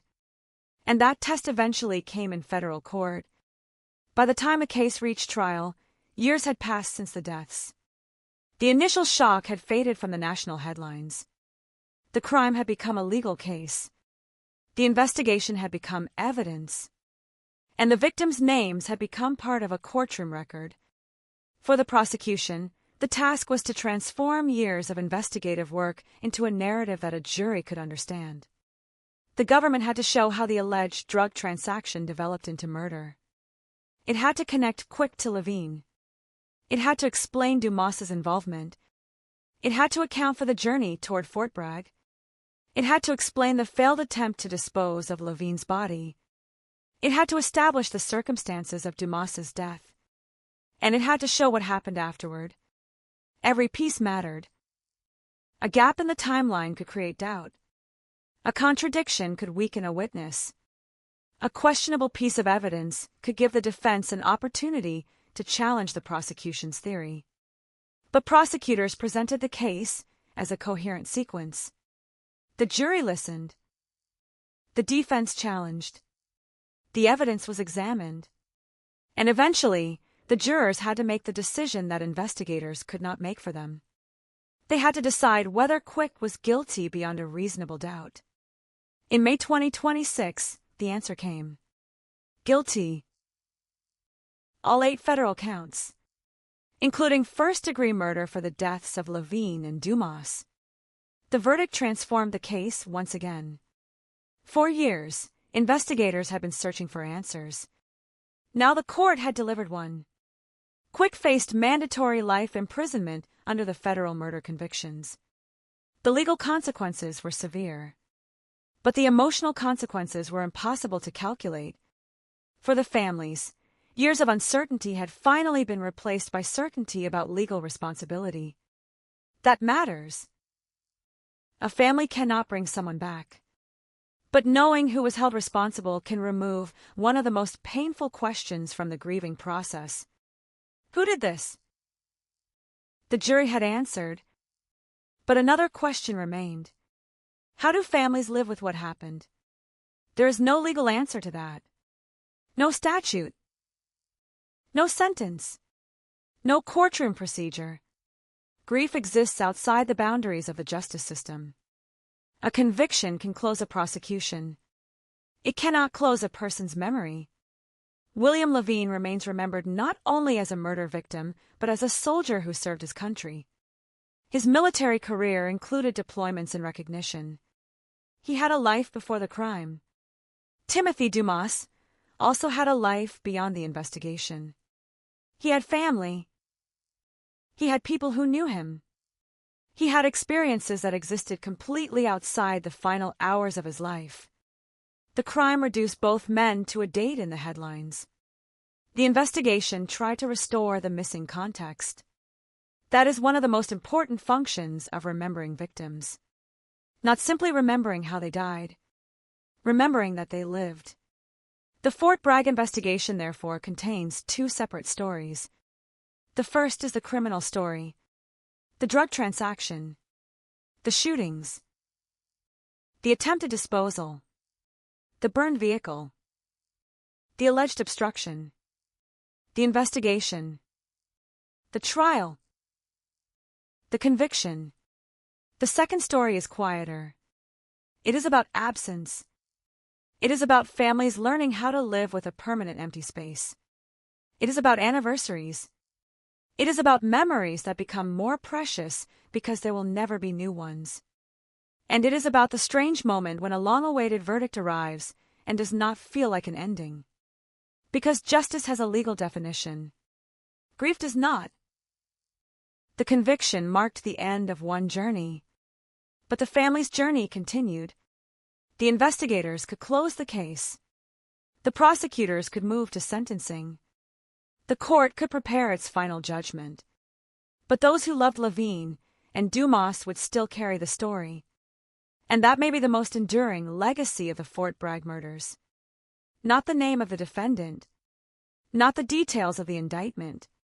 Not even the verdict. The enduring memory is that two people were here. Then they were gone. And a community, a military installation, and a network of investigators spent years trying to understand why. The case also leaves a warning about how quickly a seemingly controlled transaction can become catastrophic. The original allegation involved drugs. Illegal activity created the environment in which the killings occurred. A transaction became a confrontation. A confrontation became murder. Murder became concealment. Concealment became alleged obstruction. And each new decision increased the potential consequences. What began with an attempt to obtain cocaine without paying allegedly ended with 2 murders and a federal prosecution carrying a life sentence. That chain of consequences is impossible to reverse. Once the first shot was fired, there was no returning to the original transaction. Every action afterward only deepened the crime. And eventually, the evidence caught up. The burned truck could not speak. The remote terrain could not speak. The victims could not speak. But the combined evidence could. That is what investigators ultimately brought into the courtroom. Not one perfect clue. Not one cinematic confession. A collection of facts. A timeline. A pattern. A prosecution. And a verdict. 5 years after the killings, the case finally reached that point. The silence surrounding the murders had been broken. But the silence around the victims themselves remained. Their voices were gone. Their families remained. Their memories remained. And their names remained in the record. William Levine. Timothy Dumas. Two men whose final journey ended in violence. Two families forced to wait for answers. And one investigation that refused to let the case disappear. The verdict did not change the past.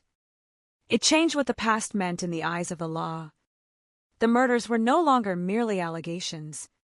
Responsibility had been established by a jury. The defendant faced the possibility of spending the rest of his life behind bars. And the families finally had a judicial answer. Yet even after the courtroom emptied, the Fort Bragg landscape remained. Quiet. Vast. Unforgiving.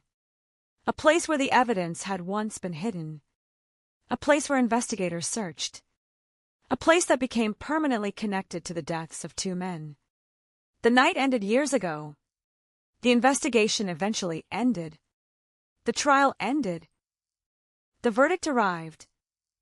But the memory remains. And perhaps that is the final truth of the Fort Bragg double murder. A crime can be concealed for a time. Evidence can be damaged. Years can pass. Headlines can disappear. But the lives lost remain. And sometimes, after years of silence, the evidence finally speaks loudly enough for a courtroom to hear it. In May 2026, it did. The jury listened. The verdict was delivered. And the long investigation finally had its answer.